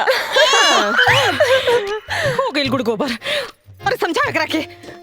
अरे आज लजाइबू तो पूरा जिंदगी लजाते रह जाइबू। गिरा दे तू इलाज शर्म की दीवार और जा अपना सैया जी पे चलावा अपना हुस्न के वार। जा। ए नंबर 2, नीरवा मेरा पति है, मेरा। तेरा कुछ नहीं होने वाला, समझी? अरे तू शांत रहा, शांत रहा। जा जा। अरे जा ना। ए बुढ़िया, कुछ नहीं होने वाला। कुछ नहीं होने वाला, कुछ नहीं, सब कुछ है।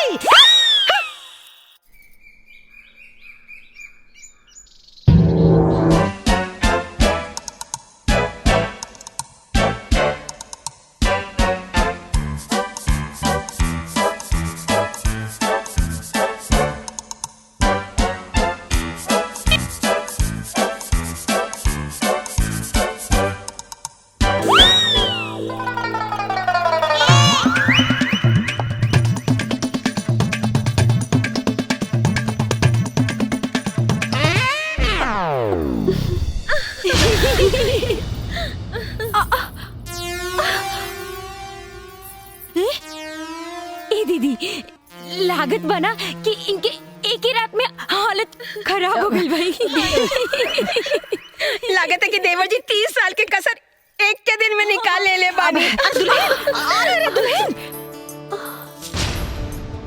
करिया दुखाते का? हाँ अम्मा जी, कमर तो बहुत दुखाता। अच्छा, कैसे कैसे भइल?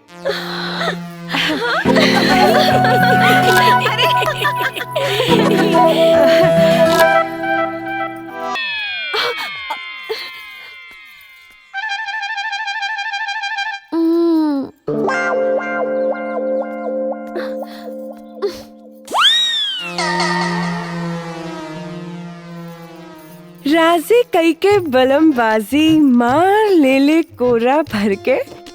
क्या रे बुढ़िया की दुम छल्ली नंबर 2 कैसे बोल रही थी? कमर दुखाता। भूल गई? चोर कितना भी शातिर क्यों ना हो, कोई ना कोई सुराग तो जरूर छोड़ता है।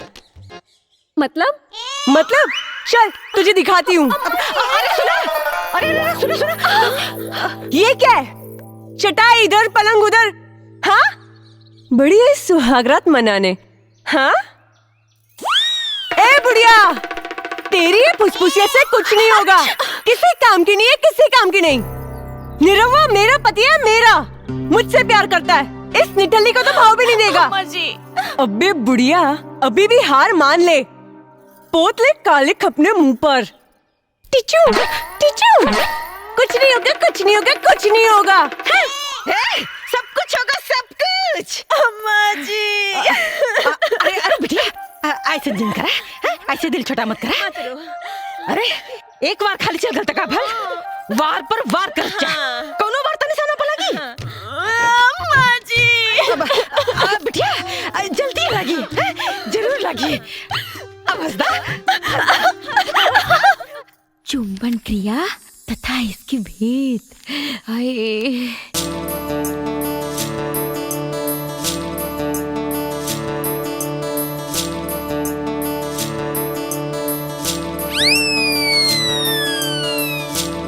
अरे दीदी हुआ अच्छा ता आजकल काम सूत्र के किताब पढ़ल जाता। हम हो कहीं कि आजकल सजिए का दरवाजा बंद हो जाता। दीदी की तबीयत दे दी ना। अरे अरे आप तो ये हम हूँ पूरा किताब पढ़िए के देम। दीदी अरे दीदी अरे ना ना हम ना देम। दे देना। अरे दीना अरे ना ए दुल्हन कहाँ भागत जाता रू? तनी एक कप चाय बनावत है। जी बाबूजी।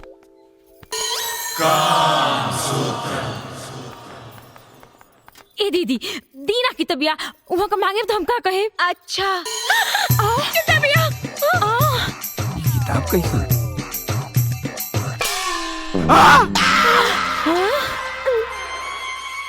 बाबूजी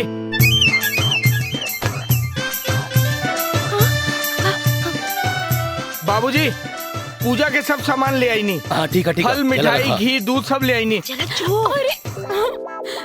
और कुछ काम हो तो हमरा के बता दी बाबूजी। ई तुहार हो? हाँ हाँ ना ना ना हे भगवान अब कोई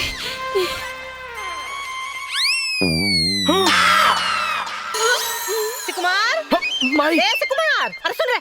हाँ माई कल पुनवासी ह कथा कहे के पंडित जी से कहले रहले ह। हम भुला गए नी माई। अरे तो जो कह दे कल पुनवासी है कथा कहे के बुझाइल और लौटत बखत ठाकुर के कह दी है कि सबके बलौटा दे दी है। ठीक बा माई। अरे एने ना ओने जो। हाँ माई।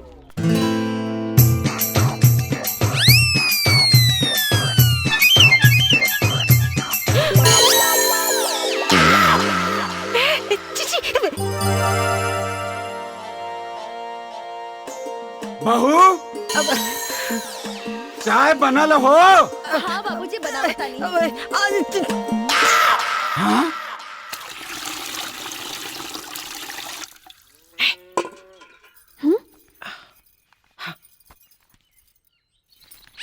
छी छी छी अम्मा जी रवा का दिखाओ तानी रवा लाज नहीं के लागत। और ये बच्चा झरी तोरो के दिखे खातिर थोड़े न देनी है ने आप।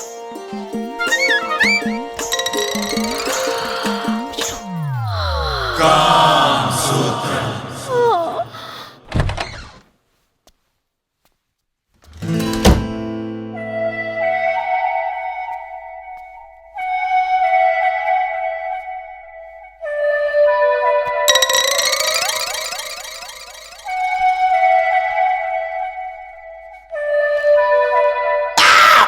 काम सूत्र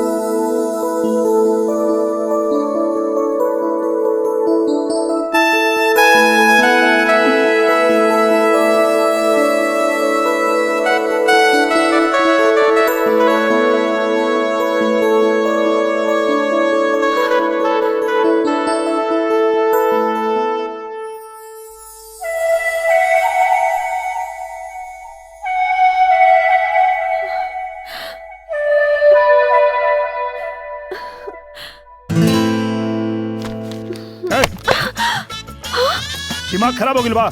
हाँ समझ में नहीं क्या बात? बार बार समझे लायक बात नहीं। चल निकल बाहर। चल निकल चल।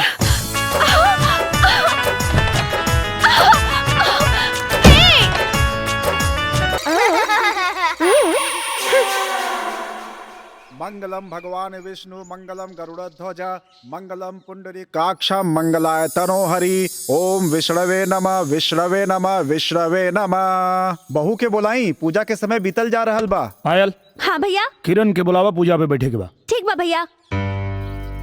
मुझे तैयार होने में आधा घंटा टाइम लगेगा, इंतजार करो।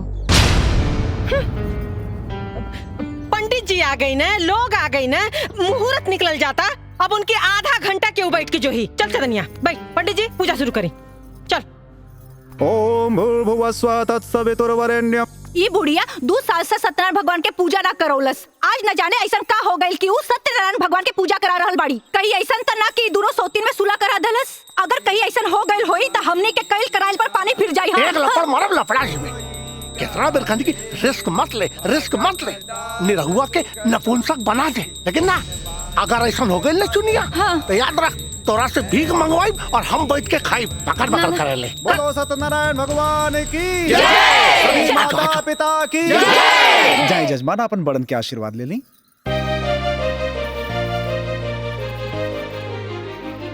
खुश रहा बेटा, खूब खुश रहा, खुश रहा, खुश सदा सुहागन रहा। अरे दूधन लहा पूतन फला ए दुल्हन। अरे किधर जा रही है? मेरा भी पैर छू। हम ना छुए। क्यों नहीं छुएगी? मैं तुमसे बड़ी हूँ। अच्छा, खाली बातें में बढ़कर बड़ी हूँ, बड़ी हूँ। बड़े बारू तो बड़नियन कामों तो करा। भूल गई, इस देश में दूसरी बीवी की औकात क्या होती है? मेरी दी हुई भीख की खुशियों पर ऐश करने वाली घटिया औरत मुझसे जबान लड़ाती है। अरे देखा था रे, एक इतनी हिम्मत बढ़ गई कि अभी हाथ छोड़ दिया। अरे आज तेरे नहीं की बहुरिया के मरलस, कल तेरे मतारी के मारी, परसों तेरे बाप के मारी, और तय खड़ा होकर खाली तमाशा देख। बारे भगवान, कैसन कैसन दिन देखे के परता। किरण, तुम्हारा दिमाग खराब हो गया बा। ये सब क्या करता रू? अच्छा, मैं क्या कर रही हूँ? हाँ, आज तक तो ये चालबाज पूरे परिवार वालों को पुड़िया खिला रही थी, आज आपको भी खिला दी, इसीलिए आप इसकी साइड ले रहे हो। देखा, तू गलत के लिए बाड़ू, चुपचाप एकरा से माफी मांगा। माफी? वो भी इस बच्चलन से? बहुत हो गई।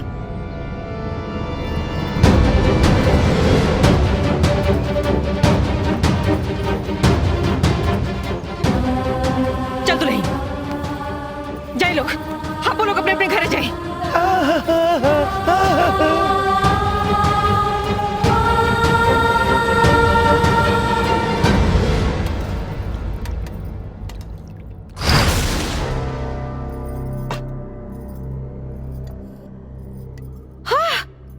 आजकल के पतोहन का तो कुछ समझे मैंने क्या होते है बहनिया। कोरे 1 किलो घी 4 दिन में खत्म कर देला सन। अरे अब निरहुआ खातिर हमरा के घी भंडार घर से लिया के पड़ी भगवान। ओहो,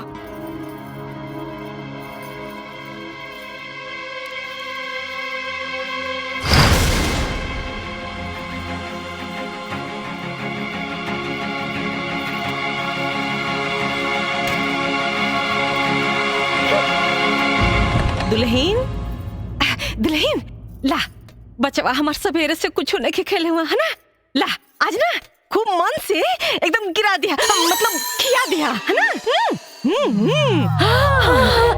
खिया दिया हाँ?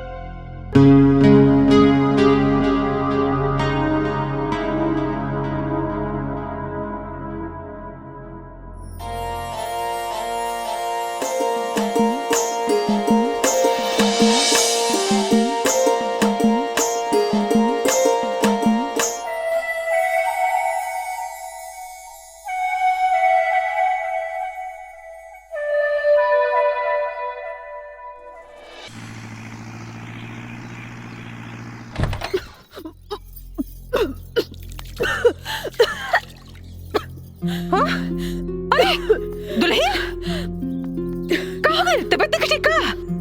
कहाँ गई? हाँ अम्मा जी, तनी उल्टी होता। उल्टी होता?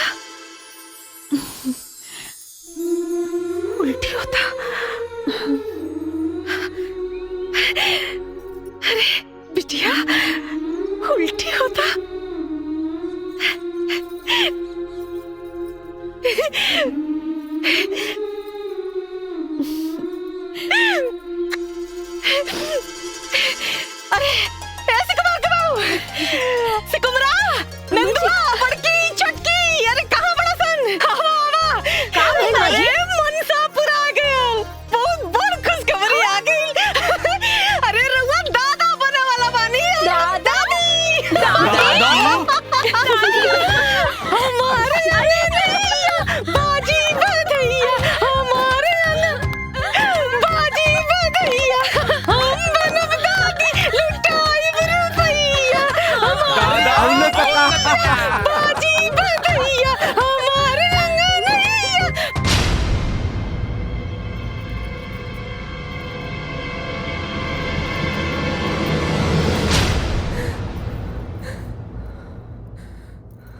करे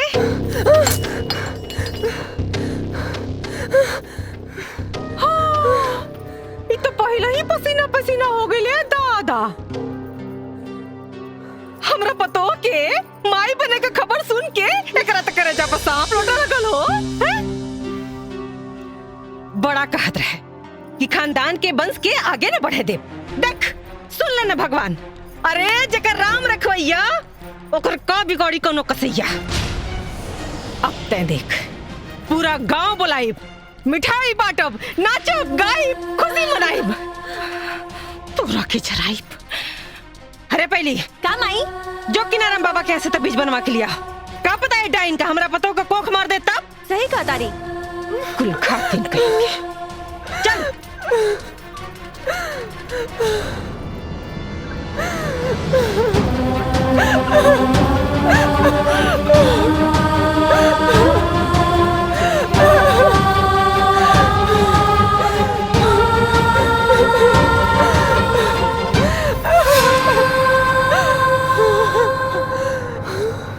ये तेरा कैसा न्याय है भगवान, ये तेरा कैसा न्याय है जिसने इस घर को वंश देने के लिए इतनी बड़ी तपस्या की, आज तूने उस तपस्या का ये फल दिया, उस पे लांछन लगवाया कि वो इस घर के वंश को नाश कर सकती है। क्या कसूर है मेरा? यही ना कि मुझे कैंसर है और मैं मरने वाली हूँ, यही ना कि मैं इस भयानक बीमारी के बारे में किसी को नहीं बताया। मेरे देवता समान पति का दिल तोड़ा है मैंने। मैं ऐसा नहीं करती तो क्या करती? अगर मेरे पति को सच्चाई पता चल जाती तो जीते जी मर जाते, लेकिन दूसरी शादी कभी नहीं करते और इस घर को कभी भी वंश नहीं मिलता। इस छोटी सी जिंदगी में तूने बहुत बड़ी परीक्षा ले ली भगवान, अब और परीक्षा मत ले। मैं एक इंसान हूँ, तेरी तरह भगवान नहीं हूँ। मैं तुझसे अपनी उम्र बढ़ाने की मांग नहीं कर रही हूँ, वैसे बस थोड़ी सी जिंदगी की भीख दे दे भगवान, ताकि मैं इस घर के वंश को देख सकूं, गले लगा सकूं और मेरी तपस्या सफल हो जाए। हे भगवान।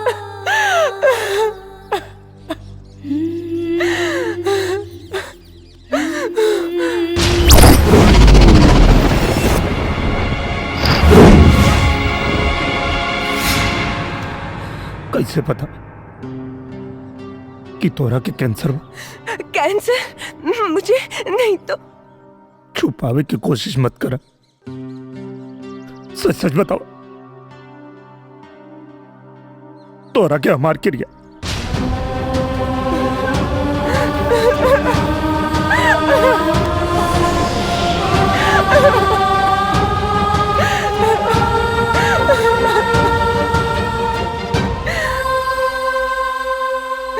बताओ किरण, बताओ हमरा। अपनी सुहाग रात के दिन जब मैं सजते हुए अपने अरमानों को सजा रही थी, तब मेरी सहेली सोनिया का फोन आया। हाय सोनिया। बेटा मैं डॉक्टर मकवाना बोल रहा हूँ। ओह अंकल आप। बेटी मैं तुम्हारे पापा को फोन लगा रहा था पर नॉट रीचेबल आ रहा था। मैं तुम्हें बताना तो नहीं चाह रहा पर मैं मजबूर हूँ बेटा। अंकल आप पहेलियां क्यों बुझा रहे हैं? साफ साफ कहिए ना। बेटी तुम्हें यूटेराइन कैंसर है, वो भी आखिरी स्टेज पर। हम चाह के भी तुम्हें नहीं बचा सकते बेटी। अंकल, क्या मेरी इतनी जिंदगी बची है कि मैं माँ बन सकूं? इस जन्म में तो तुम माँ नहीं बन सकती। हेलो किरण बेटी। अंकल, मेरा एक काम मानोगे? हाँ बेटी बोलो। तो आप वचन दीजिए कि इस बीमारी के बारे में हम किसी को भी नहीं बोलेंगे, पापा को भी नहीं।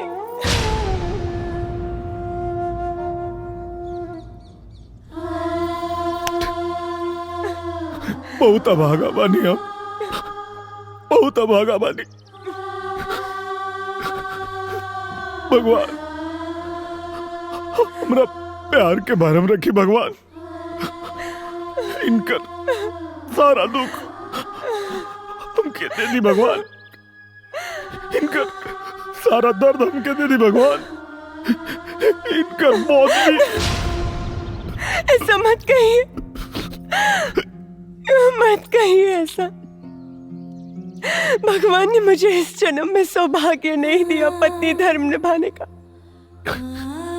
लेकिन मैं भगवान से विनती करती हूँ अगले जन्म में सौभाग्य जरूर दे दे, तन मन और लगन से आपकी सेवा कर सकूं।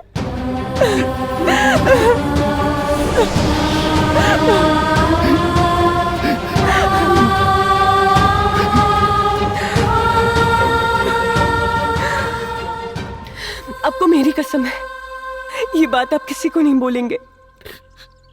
अगर चांदनी को पता चला तो उसे बहुत दुख होगा। वो माँ बनने वाली है ना।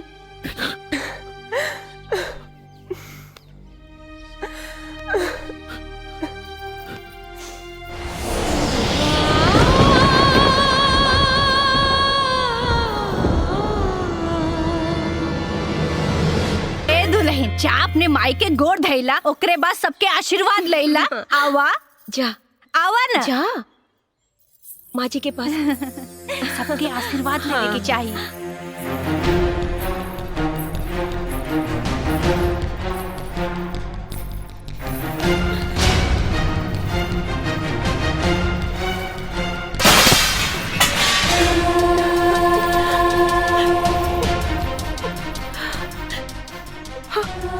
अरे ये का कतर दुल्हन, ये कुल घातिन का गोड़ धरता रू। उसे का भाई अम्मा जी, यहाँ अपन सुहाग बटले बाड़ी, तबे तो हम सुहागिन बानी। कहा बोलता? जा कोना पकड़ के रो।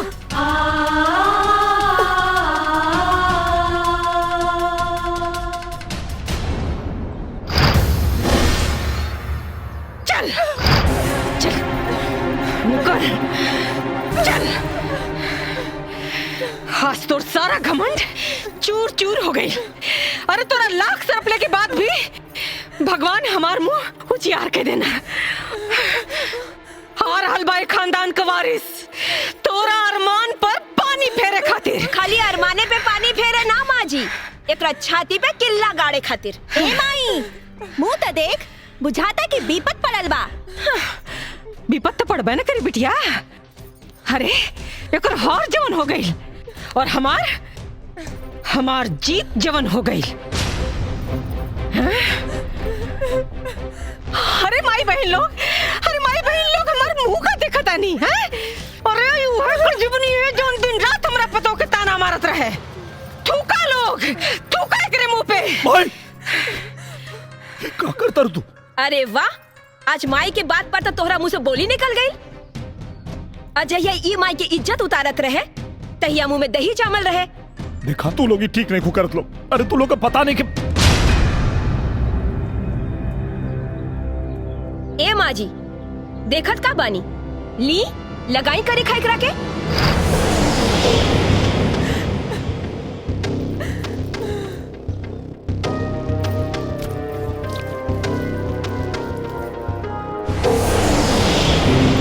ले जाई लगाई, लगा दी।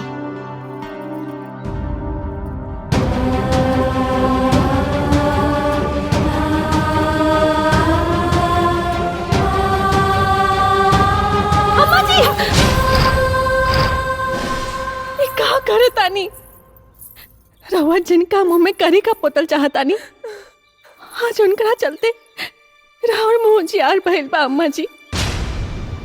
एकरा चलते ए कुल घातिन के चलते हमार मुंह जियार भइल बा। अरे पगलागल बड़ू का हो? ये गलत नहीं की अम्मा जी, ये तो बस गलत होके के नाटक कैली ताकि राहुल बेटा दूसर ब्याह कर सके, हमरा से प्यार कर सके और एक खानदान के वंश मिले। हम तो इनके बहकावा में आवा वाला नहीं की। औस तेकरा के हम कर खा पोत के रहब जैसे ही शर्म से पानी पानी होके मर जाए। अम्मा जी जे खुदे मरे वाला बाड़ी ओकरा कम से कम मरे के बदुआ तो मत दी। अरे अभी सब झूठ सच बोल के कौन नाटक फंतर हो? हम झूठ नहीं की बोलत अम्मा जी, दीदी के कैंसर बा।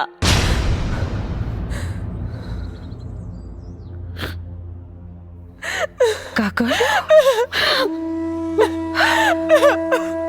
कैंसर? हाँ माई, और अभी बस कुछ दिन के मेहमान बाकी।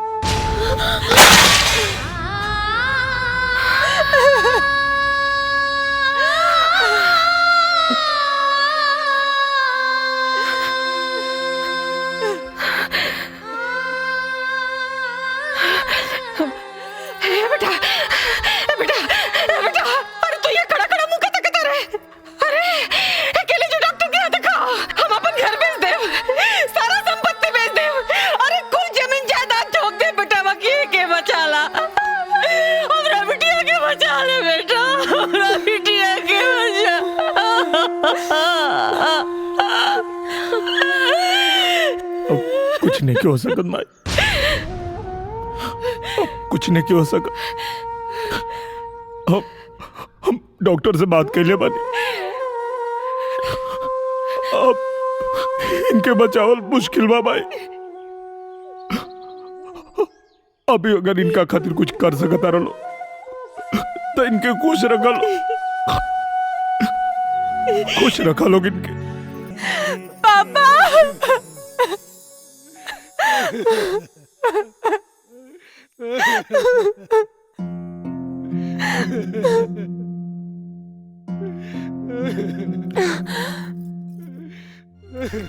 पापा आप ऐसे रो रहे हो जैसे मैं कल ही मरने वाली हूँ।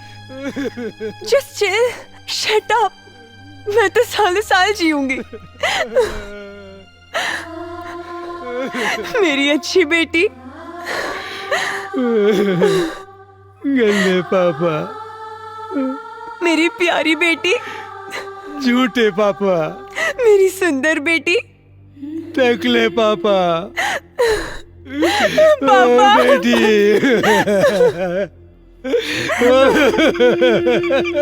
हम ना सुते, ओकनी के जहर दे के सुताए। गिरधारी यादव के घर के अगर मरघट ना बनवनी ना तो हमारा नाम टेंगड़ा यादव ना, टेंगड़ा यादव। अरे चुप करा। अरे तोहार विनाश काले विपरीत बुद्धि को चुप। अरे अभय नु घर में ना दवाखाना में बिया, हर केहू ओकरा आगे पीछे घूम रहल बा। कुछ दिन बीत जाएदा, सब खुला हो जाई। ओकरा बाद हम मौका मिलते ही विनाश कर देब, वंश के नाश कर देब।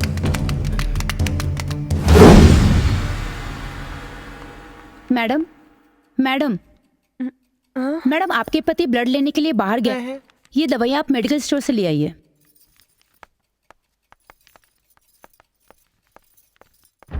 कहाँ बाने? औकत लेके कहाँ बा? देखा ठीक से। आज अगर वो मिल गई ना तो निराहुआ के वंश का अंत यही अस्पताल में हुई।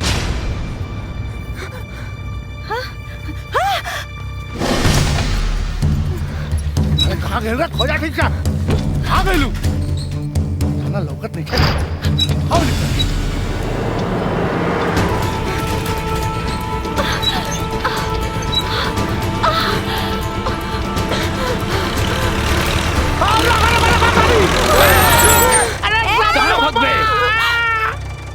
आज तू बच के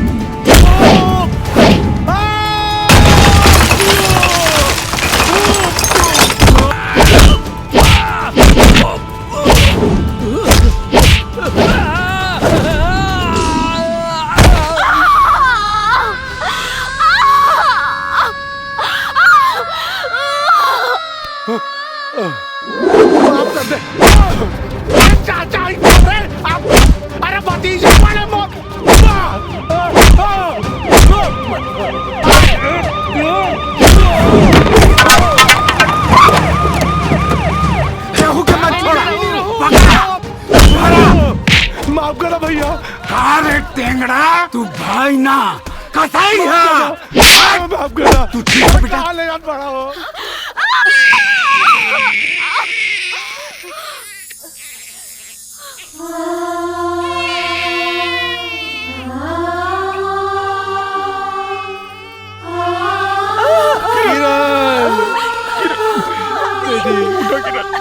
किरण बेटी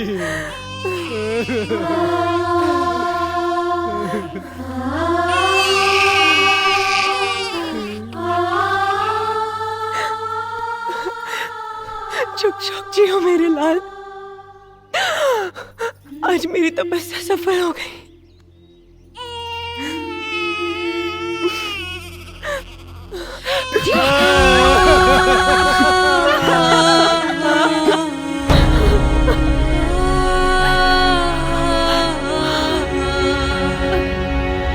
बनक तुमित जीत ले बाड़ा हमके, तोहरो स्नेह हमरा जिंदगी में गम के, हो जिंदगी में गम के। तू ही तहलू एक फूल के दिया नवा, सपना पूरा के खुद भइलू सपनवा।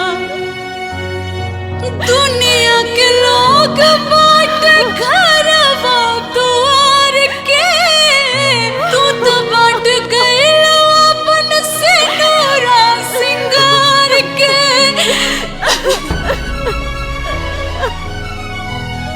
अपने कुहू करू, अपने कुहू करू, हमरो के कुहू कवनु, बतावा जान कौना।